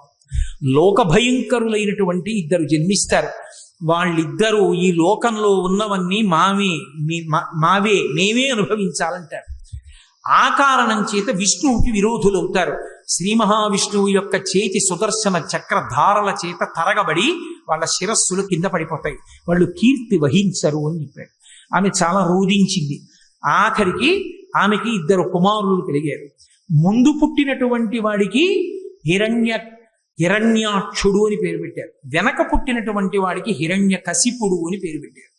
ఇద్దరు కవల పిల్లలు పుట్టినప్పుడు మనకి శాస్త్రంలో ఏమిటంటే, ముందు ఎవరు పుడతాడో వాళ్ళు చిన్నవాళ్ళు, వెనక ఎవరు పుడతారో వాళ్ళు పెద్దవాళ్ళు. ముందు ఆడపిల్ల పుట్టి వెనక మగపిల్లాడు పుడితే అన్నా చెల్లెళ్ళు అవుతారు తప్ప అక్క తమ్ముళ్ళు అనకూడదు. ముందు పుట్టిన వాళ్ళు చిన్నవాళ్ళు, వెనక పుట్టిన వాళ్ళు పెద్దవాళ్ళు. కాబట్టి ముందు పుట్టినటువంటి వాడు ముందు పుట్టినటువంటి వాడు హిరణ్యాక్షుడు, వెనక పుట్టినవాడు హిరణ్యకశిపుడు. అందుకని హిరణ్యకశిపుడు పెద్దవాడయ్యాడు, హిరణ్యాక్షుడు చిన్నవాడయ్యాడు. చిన్నవాడైన హిరణ్యాక్షుడంటే హిరణ్యకశిపుడికి అమితమైన ప్రేమ తన తమ్ముడని. ఈ హిరణ్యాక్షుడికి లక్షణం ఉంది. హిరణ్యాక్షుడు అంటే పేరులో తెలియట్లేదండి. అందుకే పేరు పెట్టుకునేటప్పుడు పెద్దవాళ్ళకి అప్పజెప్పి పెట్టాలి తప్ప స్వతంత్రించి పెట్టకూడదు. పనికిమాలిన పేర్లు పెడితే వాడు కూడా అటువంటి భావాలు కలిగినటువంటి వాడే అయి ఆ పేరు పెట్టి పిలవగా అలాగే తయారవుతాడు. ఏదో పేరు బాగుందని పెట్టేయకూడదు. హిరణ్యాక్షుడు అంటే హిరణ్యము అంటే బంగారము అంటే లోభమునకు ప్రతీక. బంగారం ఎక్కడ చెప్పినా రుక్మ అన్న శబ్దం వేస్తారు. అందుకే రుక్మిణీదేవి అన్నదమ్ముల పేర్లన్నీ రుక్మాంగద, రుక్మకేతు, రుక్మబాహు, రుక్మకేశ, రుక్మిణి అన్ని రుక్మ అని పెట్టాడు ఆయన. రుక్మ అంటే బంగారం లోభానికి ప్రతీక. వాడు అనుభవించాడు, దాస్తాడు. ఇవన్నీ నావంటుంటాడు, ఇవన్నీ నావే, ఎవరికి ఇవ్వను, ఇంకోటి సుఖపడకూడదు, నేనేం చేస్తాను, నేను అనుభవించాను, దాచేసి ఇవన్నీ నావి, అంతే నా సుఖం. హిరణ్యకశిప్ అంటే పడక అనుభవానికి గుర్తు. పక్క ఎక్కడున్నా భోగానికి గుర్తు మంచం. అందుకే మంచం మీద ఏం పెట్టరు, పవిత్రమైన వస్తువుల్ని మంచం మీద పెట్టరు, ఎందుకంటే అది భోగానికి ప్రతీక కాబట్టి. అందుకే ఆఖరికి శరీరత్యాగం కూడా మంచం మీద చేయకూడదు అని. అటువంటి మంచం భోగానికి గుర్తు. హిరణ్యకశిప్ అన్న మాటకు అర్థం ఏంటంటే, వాడు తీసుకొచ్చి దాచేస్తాడు, వీడు అనుభవిస్తాడు, ఇంకోడు అనుభవించుకో. వీడి కడుపునో కొడుకు పుట్టాడు, ఆయన పరహ్లాదుడు, ఇంకోడు సంతోషిస్తే తను సంతోషిస్తాడు. ఎలా పడుతుంది ఇద్దరికి? అక్కడ వచ్చింది పేచి. అది హిరణ్యకశిప ప్రహ్లాద హిరణ్యాక్ష హిరణ్యకశిప వృత్తాంతం. అందుకని అక్కడ లక్ష్మీ విష్ణువుల యొక్క శాసనం సనక సనందనాదుల మాటను అనుసరించి ధర్మమునందు బుద్ధి ఎక్కడ నిలబడదో అక్కడ ఇలాంటి బుద్ధులు పుట్టుకొస్తాయి. అందుకని దితికి పుట్టింది ఈ బుద్ధి. దితికి పుట్టారు వీళ్ళొచ్చి. వాళ్ళకి హిరణ్యాక్ష హిరణ్యకశిపులు అని పేరు పెట్టారు. ఈ హిరణ్యాక్షుడు ఒకానొక సమయంలో ఒక ఉపద్రవం జరిగింది ఈ లోకానికి. ఏమిటా ఉపద్రవం అంటే, నేను చెప్పానే కల్పాంతమనందు ప్రళయం వస్తుందని. ఆ కల్పాంత ప్రళయమునందు సముద్ర జలాలన్నీ వచ్చి భూమి మీద పడిపోతే ఈ భూమి అంతా కూడా ఆ నీటిలో అడుగుకు వెళ్ళిపోయి పాతాళలోకం దగ్గరికి చేరిపోతే భూమి లేదు. నిన్న మీతో చెప్పా, శ్రాద్ధదేవుణ్ణి మనువుని చేసి మనువుని పిలిచి బ్రహ్మగారు అన్నారు, నువ్వు భూమిని ధార్మికంగా పరిపాలించు, సంతానాన్ని ఉత్పత్తి చెయ్యి అన్నారు. ఆయన అన్నాడు, భూమి ఉంటే కదా నేను పరిపాలించడానికి ధార్మికంగా. ప్రళయ జలాలలో అది కిందకి వెళ్ళిపోయింది, పాతాళం దగ్గరికి వెళ్ళిపోయింది. దాన్ని ఎవరు పైకి తీస్తారు? తీసుకొచ్చి పైకి ఎత్తితే కదా నేను దాన్ని పరిపాలన చేయడం అన్నాడు. ఆయన అలా అనగానే చతుర్ముఖ బ్రహ్మగారికి తుమ్ము వచ్చింది. ఆయన తుమ్మారు. తుమ్మగానే ఆయన ముక్కులోంచి కింద పడ్డాడు ఒక ఆయన. యజ్ఞ వరాహమూర్తి అర్ధి అంగుష్టమాత్ర దేహంబుతోడ జననమంది వియత్తల స్థాయి ఎగుచు అంతలోనే భూరిగజ ప్రమాణమయ్యే అతటి వారికి అద్భుతముగా అన్నాడు. ఆయన ముక్కులోంచి కింద పడ్డవాడు చిన్నవాడు కింద పడ్డాడు. కింద పడి అందరూ చూస్తుండగానే భూమి ఆకాశములు నిండిపోయేటట్టుగా పెరిగిపోయాడు. ఆ పెరిగిపోయినది వరాహావతారం. ఆ వరాహావతారం యజ్ఞవరాహమూర్తిగా వచ్చాడు. యజ్ఞవరాహము అన్న మాటకు అర్థం ఏమిటంటే, యజ్ఞమునందు వాడేటటువంటి పదార్థములు ఏ ఉంటాయో సృక్కు, స్రవము, ఆజ్యపాత్ర ఇలాంటివన్నీ కూడా ఆయన శరీరమునందు భాగములుగా మారిపోయి అంటే పరమమంగళ స్వరూపాన్ని పొంది ఇప్పుడు సముద్రం లోపల భూమి ఉండిపోయింది. వీడికి లోభం గదు హిరణ్యాక్షుడికి, ఆ వెళ్ళిపోయిన భూమి నాదే అన్నాడు. అని ఎవరూ అక్కడికి రావడానికి వీల్లేదు, ఇదంతా నాదే అన్నాడు. లోభ బుద్ధి అంటే అంతే, ఎక్కడ ఏం ఉండనివ్వండి. ఎందుకు పనికి వస్తుందండి అని అడిగారు అనుకోండి, ఎక్కడికో వెళ్ళి ఏమిటో 150 ఎకరాలు కొన్నానంటాడు బీడు. ఎందుకు అన్నారు అనుకోండి, చాలా చిత్రమైనటువంటి ఉంటాయి. అక్కడ ఓ మేడ కడితే ఓ 10 మంది బతుకుతారు. ఈ పాడుపడిన ఇల్లు అమ్మబడదు, ఇది ఫలానా వారికి చెందునో బోర్డు పెడతాడు. ఈ పాడుపడిన ఇల్లు అమ్మబడదు, వాడు అమ్మడం. పోనీ వాడు ఉండడానికి అది పాడుపడిన మేడని వాడే అంటున్నాడు, అంటే అమ్మితే ఎవడైనా కట్టుకుంటాడు. ఎందుకు అమ్మవంటే ఎప్పుడో పెరుగుతుంది, నువ్వు ఉంటావా? ఇప్పుడు అమ్మితే పోనీ 10 మంది మేడ ఉంటుందిగా, ఈ తర్వాత వాళ్ళకి పోనీ ఆ డబ్బు పెరుగుతుందిగా, ఇవ్వవయా అంటే ఇవ్వడు సరిగా బోర్డు పెడతాడు, అమ్మబడదు. లోభం అన్న మాటకు అర్థం అది. నువ్వు తింటావా? లక్షాధికారైన లవణమన్నమే కాని మెరుగు బంగారంబు మింగబోడు, పొందుగా మెరుగైన భూమి లోపల పెట్టి దాన ధర్మము లేక దాచి దాచి తుదకు దొంగలకిత్తురో దొరలకవును, తేనె చుంటీగలియవా తెరువనులకు భూషణ వికాస శ్రీధర్మ పురనివాస దుష్ట సంహార నరసింహ దురితలు. ఏం చేస్తాడంటే అదో అవగుణం, లోభం దాస్తూ ఉంటాడు. అది హిరణ్యాక్షుని యొక్క లక్షణం. అందుకని ఈ భూమి నాదని వాడు సముద్రంలో తిరుగుతున్నాడు. ఎవరైనా వస్తారేమో పట్టుకుపోతారేమో. ఏమో అంత భూమి ఏం చేసుకుంటావురా నువ్వంటే కావాలి. ఇప్పటికీ లేరేమిటి, ఎంతమంది లేరు? వేల ఎకరాలు నావే అని దాచుకుని తిరుగుతున్న వాళ్ళు లేరు. కాబట్టి లోభబుద్ధి అది హిరణ్యాక్షుని యొక్క అంశ అది. కాబట్టి ఇప్పుడు శ్రీ మహావిష్ణువు యజ్ఞవరాహావతారాన్ని పొందారు. అది ఎంత పెద్ద వరాహం అంటే భూమి ఆకాశములు నిండిపోయి పెద్ద పెద్ద రోమాలతోటి అది సముద్రంలోకి దిగింది. సముద్రంలోకి దిగితే ఓ చమత్కారం జరిగింది. దిగి భూమి ఎక్కడ ఉంది అని ఆయన ముట్టి పెట్టి వెతుకుతున్నాడు, ఇలాగ పైకెత్తుదామని. ఈ ముట్టి పెట్టి వెతుకుతూ ఉంటే ఆ సముద్రంలో ఉన్న నీళ్ళన్నీ రోమకూపాల్లోకి వెళ్ళిపోయాయి. రోమకూపాలంటే వెంట్రుకల దగ్గర ఉన్న కన్నాల్లోకి వెళ్ళిపోయింది నీరు. వెళ్ళిపోయి సముద్రంలో నీళ్ళన్నీ తగ్గిపోయి ఆయన ఒక్కసారి వెతికి మళ్ళీ ఇలా పైకి లేచి ఇలా అన్నాడు, చెవుల్లోకి నీళ్ళు వెళ్ళాయి. ఆ జూలు నుంచి నీళ్లు పైకి లేచి ఇలా చల్లుకున్నాయి. ఏదో అభిషేకం చేసిన జలాలు పాత్ర పట్టుకుని మామిడి మండ వేసి చల్లుతుంటే మనందరం ఇలా తలలు పెట్టినట్టు బ్రహ్మాది దేవతలు శ్రీ మహావిష్ణువు యొక్క అవతారం ఇది, ఆయన ఒంటికి తగిలిన నీళ్లు మీద పడుతున్నాయని అందరూ వెళ్ళి తలలు వంచి నమస్కారం చేసి ఆ నీళ్ళన్నీ వాళ్ళ మీద పడేటట్టుగా నిల్చున్నారు. ఎక్కడ పడితే అక్కడ ఎలా పడితే అలా స్నానం చేయకూడదు. నది దగ్గరికి వెడితే సంకల్పం చెప్పి స్నానం చేయాలి. సముద్ర స్నానానికి వెళ్ళారు అనుకోండి, మీరు వెళ్ళి సముద్ర స్నానం చేసేసానండి అంటే ఖాతాలో పాపం వేసి పంపిస్తారు. సముద్ర స్నానం చేస్తే మహాసంకల్పం చెప్పాలి. పెళ్లిలో చెప్తారే మహాసంకల్పం, అది చెబితే తప్ప సముద్ర స్నానం చేయకూడదు. ఇప్పటికీ రామేశ్వరం వెళ్ళినా రామేశ్వరంలో సముద్ర స్నానం చేసే ముందు మహాసంకల్పం చెప్పి చెయ్యాలి. నన్ను పొద్దున్న ఆయన అడిగితే చెప్పాను, మహాసంకల్పం చెప్పి చెయ్యండి సుమా రామేశ్వరం వెళితే. మహాసంకల్పం చెప్పని సముద్ర స్నానం చేయకూడదు. నది దగ్గరికి వెడితే సంకల్పం చెప్పి స్నానం చేయాలి. కాబట్టి ఒక్కొక్క చోట ఒక్కొక్క ధర్మం. ఆయన సముద్రంలో దిగి పైకి లేచి ఇలా ఊపితే ఆయన వెంట్రుకల మించి పడ్డ నీళ్లు మీద పడితే చాలని 33 కోట్ల మంది దేవతలు ఇలా నించున్నారు. లీలాశుకుడు అన్నాడు కృష్ణకర్ణామృతంలో, యద్రోమరంధ్ర పరిపూర్తి విధావదక్షౌ వారాహ జన్మని బభూవ రమీ సముద్రాః తం నామనాథమరవింద దళం యశోదా పాణిద్వయంతర జలై సభయాం బభూవా అన్నాడు. ఓ శ్రీ మహావిష్ణువా, మీరు యజ్ఞవరాహమూర్తిగా అవతారం ఎత్తి సముద్రంలోకి దిగితే సముద్రంలో ఉన్న నీళ్ళన్నీ మీ రోమకూపాల్లోకి వెళ్ళిపోయాయి. అసలు స్నానానికి సరిపోలేదు, బట్ట తడవలేదు, ఒళ్ళు తడవలేదు. అదే మీరు శ్రీకృష్ణ పరమాత్మగా వస్తే నా మోచెయ్యంతుండి ఆ గోపకాంత తొడల మీద పడుకోబెట్టుకుని ఆ యశోదాదేవి ఇలా దోషిటితో నీళ్లు తీసి మీ ఒంటి మీద పోస్తే పాణిద్వయాంతర జలై స్నపయాం బభూవా, ఆ గోపకాంత అయిన యశోదాదేవి దోసిట్లో నీళ్లు మీ ఒంటి మీద పోసుకోవడానికి సరిపోయాయి. ఎంత విచిత్రమయ్యా! ఒక అవతారంలో సముద్ర జలాలు సరిపోలేదు, ఒక అవతారంలో ఒక గోపకాంత దోసిట్లో నీళ్లు సరిపోయాయి. మహానుభావ, ఏదైనా నీకే చెల్లింది. అలా సముద్ర జలాలన్నీ ఆయన శరీరంలోకి వెళ్ళిపోయాయి. వెంటనే ఆయన ముట్టితో తడిమి పాతాళంతో కలిసిపోయి ఉన్నటువంటి భూమిని పైకెత్తి తన దంస్త్ర మీద నిలబెట్టాడు. కోర మీద నిలబెట్టి పైకెత్తి భూమిని తీసుకొస్తున్నాడు సముద్ర జలాల్లోంచి. అదొక అద్భుతమైన స్వరూపం. భవిష్యోత్తర పురాణంలో ఇప్పటికీ ఒక మాట ఉంది, వ్యాసుల వారు ఒక మాట చెప్పారు. అలా దంస్త్ర మీద భూమిని నిలబెట్టినటువంటి మూర్తిని కాని, వెంకటాచలంలో ఉన్న మూర్తి అపురూపమూర్తి, ఏదో భార్యాభర్తలు గుసగుసలాడుకుంటున్నట్టు ఉంటుంది. స్వామివారు ఇలా ఉంటే లక్ష్మీదేవి ఇలా ఉంటుంది వక్షస్థలం మీద అడ్డంగా. ఆమె చెవు ఇలా ఉందేమో, ఆమె చెవి అయ్యవారి నోటి దగ్గరికి వస్తుంది.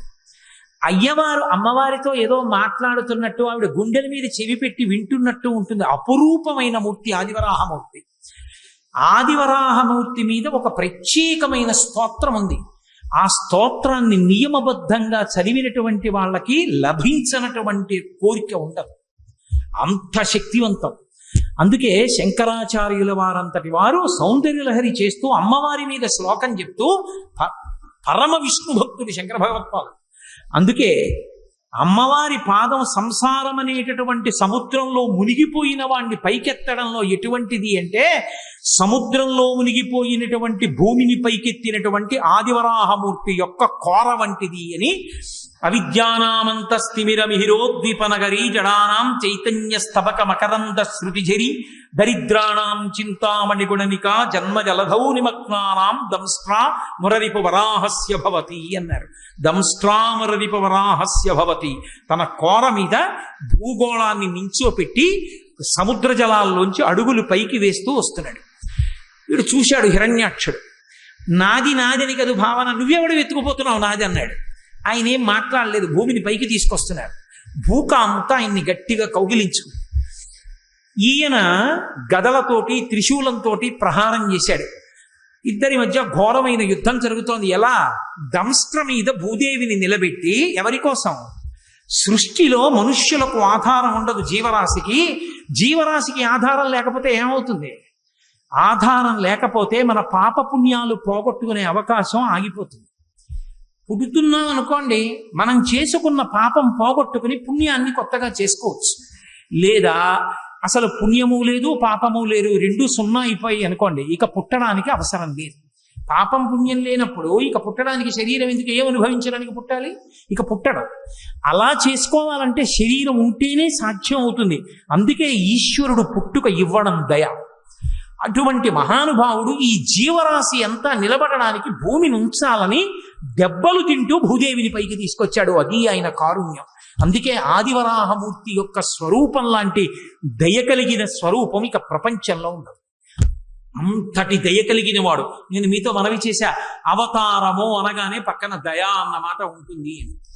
కాబట్టి ఇప్పుడు ఆ హిరణ్యాక్షుడు ప్రదోష వేళ అయింది, యుద్ధం చేస్తున్నాడు. యుద్ధం చేస్తుంటే బ్రహ్మాది దేవతలు అన్నారు, చీకటి పడితే వాళ్ళ శక్తి పెరుగుతుంది, కాబట్టి మహానుభావ సంహారం చేయమన్నారు. ఆయన ఏదో గతదారించి అసహ్య విక్రమ సమగ్ర స్ఫూర్తితో వేయగా దాన్ని యజ్ఞవరాహమూర్తి తప్పించి, ఆ హిరణ్యాక్షుడు విసిరినటువంటి గదని తప్పించి ఒక్కసారి ఆ రెండు కోరలు విదల్చి తన చేతిని ఎత్తి ప్రహారం చేసి ఒక్క దెబ్బ కొట్టారు గుండెల మీద. హడావిడి చెయ్యడమే గాని భగవంతుడు ఎదురుగుండా కనపడినప్పుడు ఎంతసేపు అండి? నెత్తురు కక్కుకున్నాడు, వెంటనే అక్కడ పడి శరీరాన్ని విడిచిపెట్టేశాడు. అక్కడతో హిరణ్యాక్షుని యొక్క సంహారం పూర్తయిపోయింది. హిరణ్యాక్షుణ్ణి సంహరించడంలో కూడా దయ ఉంది. ఎందుకని?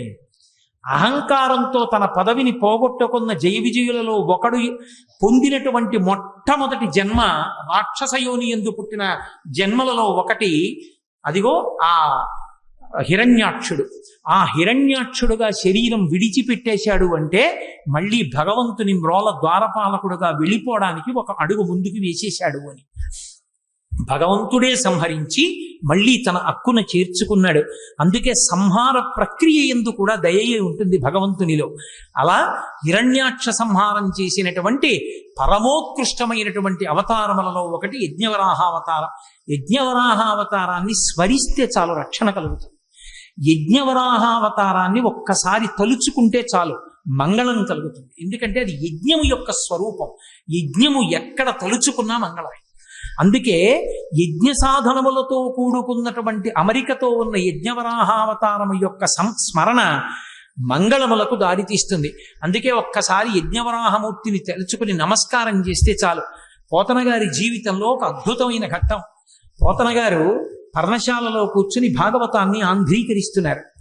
కర్ణాటకకి చెందిన ప్రభువు పోతన గారు నాకు భాగవతాన్ని అంకితం ఇవ్వనంటున్నారు, అందుకని చెప్పి వెళ్ళి బంధించి తీసుకురమ్మని సైన్యాన్ని పంపించాడు. తీరా వాళ్ళు వెళ్ళి పోతన గారిని బంధిద్దాం అనుకుంటే పర్ణశాల ముందు ఒక పెద్ద వరాహం ఒకటి పడుకుంది, తెల్లటి పంది. ఆ శ్వేతవరాహం కోరలు చూపించి పెద్ద అరుపరిచింది. భయపడిపోయి వాళ్ళు వెనక్కి వెళ్ళిపోయారు. సైన్యాధిపతి వచ్చాడు, ఆయన కూడా ఆ వరాహాన్ని చూసి భయపడిపోయి వెళ్ళిపోయాడు. మహారాజే స్వయంగా వచ్చాడు. అసలు ఆ వరాహమూర్తిని చూసి హడిలిపోయి చేష్టలు ఉడిగిపోయి ఉండిపోయారు. లోపల మహానుభావుడు పోతన గారు ఆయన్ని నిగ్రహించను, భాగవతం నాకు అంకితం ఇవ్వమని ఒక్కసారి దర్శనం చేసుకెళ్ళిపోవాలనుకున్నాడు. ఆయన అలా అనుకోగానే పడుకున్న వరాహం లేచి ఒళ్ళు విదల్చుకుని నడుచుకుంటూ వెళ్ళిపోయింది. ఈయన లోపలికి వెళ్ళాడు. రాజు తన పరివారంతో వెళ్ళి పోతన గారి దర్శనం చేసుకుని నమస్కరించి, అయ్యా నేను మీ పర్ణశాలలోకి వద్దాం అనుకున్నాను, బయట అంత పెద్ద వరాహం పరుకుని అరుస్తోంది, ఆ అరుపు మీకు వినపడలేదా, మీరు ఎలా ఆంధ్రీకరిస్తున్నారన్నారు. పోతన గారు 2 చేతులు ఎత్తి నమస్కరించి అన్నారు, నేను యజ్ఞవరాహమూర్తి ఆవిర్భవించినటువంటి ఘట్టాన్ని ఆంధ్రీకరిస్తున్నాను. మీరు బహుశా భాగవతాన్ని బలవంతంగా పుచ్చుకోవాలని వచ్చారు. ఆ యజ్ఞవరాహమూర్తియే నా పర్ణశాల బయట పడుకుని నన్ను రక్షించారన్నారు. పోతన గారిని రక్షించినటువంటి అవతారం ఆ యజ్ఞవరాహ అవతారం. అంతటి అద్భుతమైనటువంటి స్వామి, అంతటి అద్భుతమైనటువంటి అవతారమూర్తి. అటువంటి యజ్ఞవరాహాన్ని స్మరించడం చాలు. ఇవాళ చాలా గొప్ప రోజు. మనకి జ్యేష్ఠమాసం ప్రారంభం అవగానే విష్ణువుకి అభిషేకం చేస్తారు ప్రత్యేకంగా. జ్యేష్ఠాభిషేకము అని శివాలయాల్లో అభిషేకం ఎప్పుడూ ఉంటుంది. జ్యేష్ఠాభిషేకం అని శ్రీ మహావిష్ణువుకి అభిషేకం జరుగుతుంది. ఎందుచేత అంటే ఏరువాక బాగుండాలని, భూదేవి అందరినీ అనుగ్రహించాలని, మన పాపములు తొలగిపోవాలని జ్యేష్ఠమాసం వస్తే తప్పకుండా ఒకసారి విష్ణు కథల్ని స్మరించాలి. ఏమి ఆశ్చర్యమో ఈ సంవత్సరం, వారు నన్ను అడిగిన వేళా విశేషమేమో కానీ జ్యేష్ఠమాసం ప్రారంభం రోజున మధ్యావతారం మొదలుపెట్టి మంగళవారం మంచి పొట్టున్న వారం, అటువంటి మంగళవారం నాడు చక్కగా మనం ఇవాళ ఆ కూర్మావతారాన్ని యజ్ఞవరాహావతారాన్ని చెప్పుకున్నాం. అసలు షట్కాలముల యందు ఎప్పుడైనా దర్శనం చేసుకోవడానికి, ఎప్పుడైనా వినడానికి, ఎప్పుడైనా అద్భుతము ఈ లోకంలో పరమశివుడితో సమానంగా షట్కాల పూజలు అందుకునేటటువంటి విష్ణు అవతారం ఒక్కటే, అదే నరసింహావతారం. ఆ అవతారాన్ని స్మరిస్తే చాలు. నరసింహావతారానికి ప్రత్యేకించి పేరు ప్రఖ్యాతులు ఆంధ్రదేశమే. ఆంధ్రదేశంలో ఉన్నంత నరసింహోపాసన మీకు భారతదేశంలో ఇంకెక్కడా కనపడదు. అంత గొప్ప అవతారం నరసింహావతారం. రేపటి రోజున, అందున సౌమ్యవారం, చక్కగా రేపటి రోజున ద్వితీయ తృతీయ తిథులు వచ్చేస్తున్నటువంటి వేళ కాబట్టి రేపటి రోజు సాయంకాలం 6:30 నరసింహస్వామి వారి యొక్క అవతార వైభవం గురించి పరమేశ్వరుడు పలికించినంత మేర పలుకుతాను. రేపు సాయంకాలం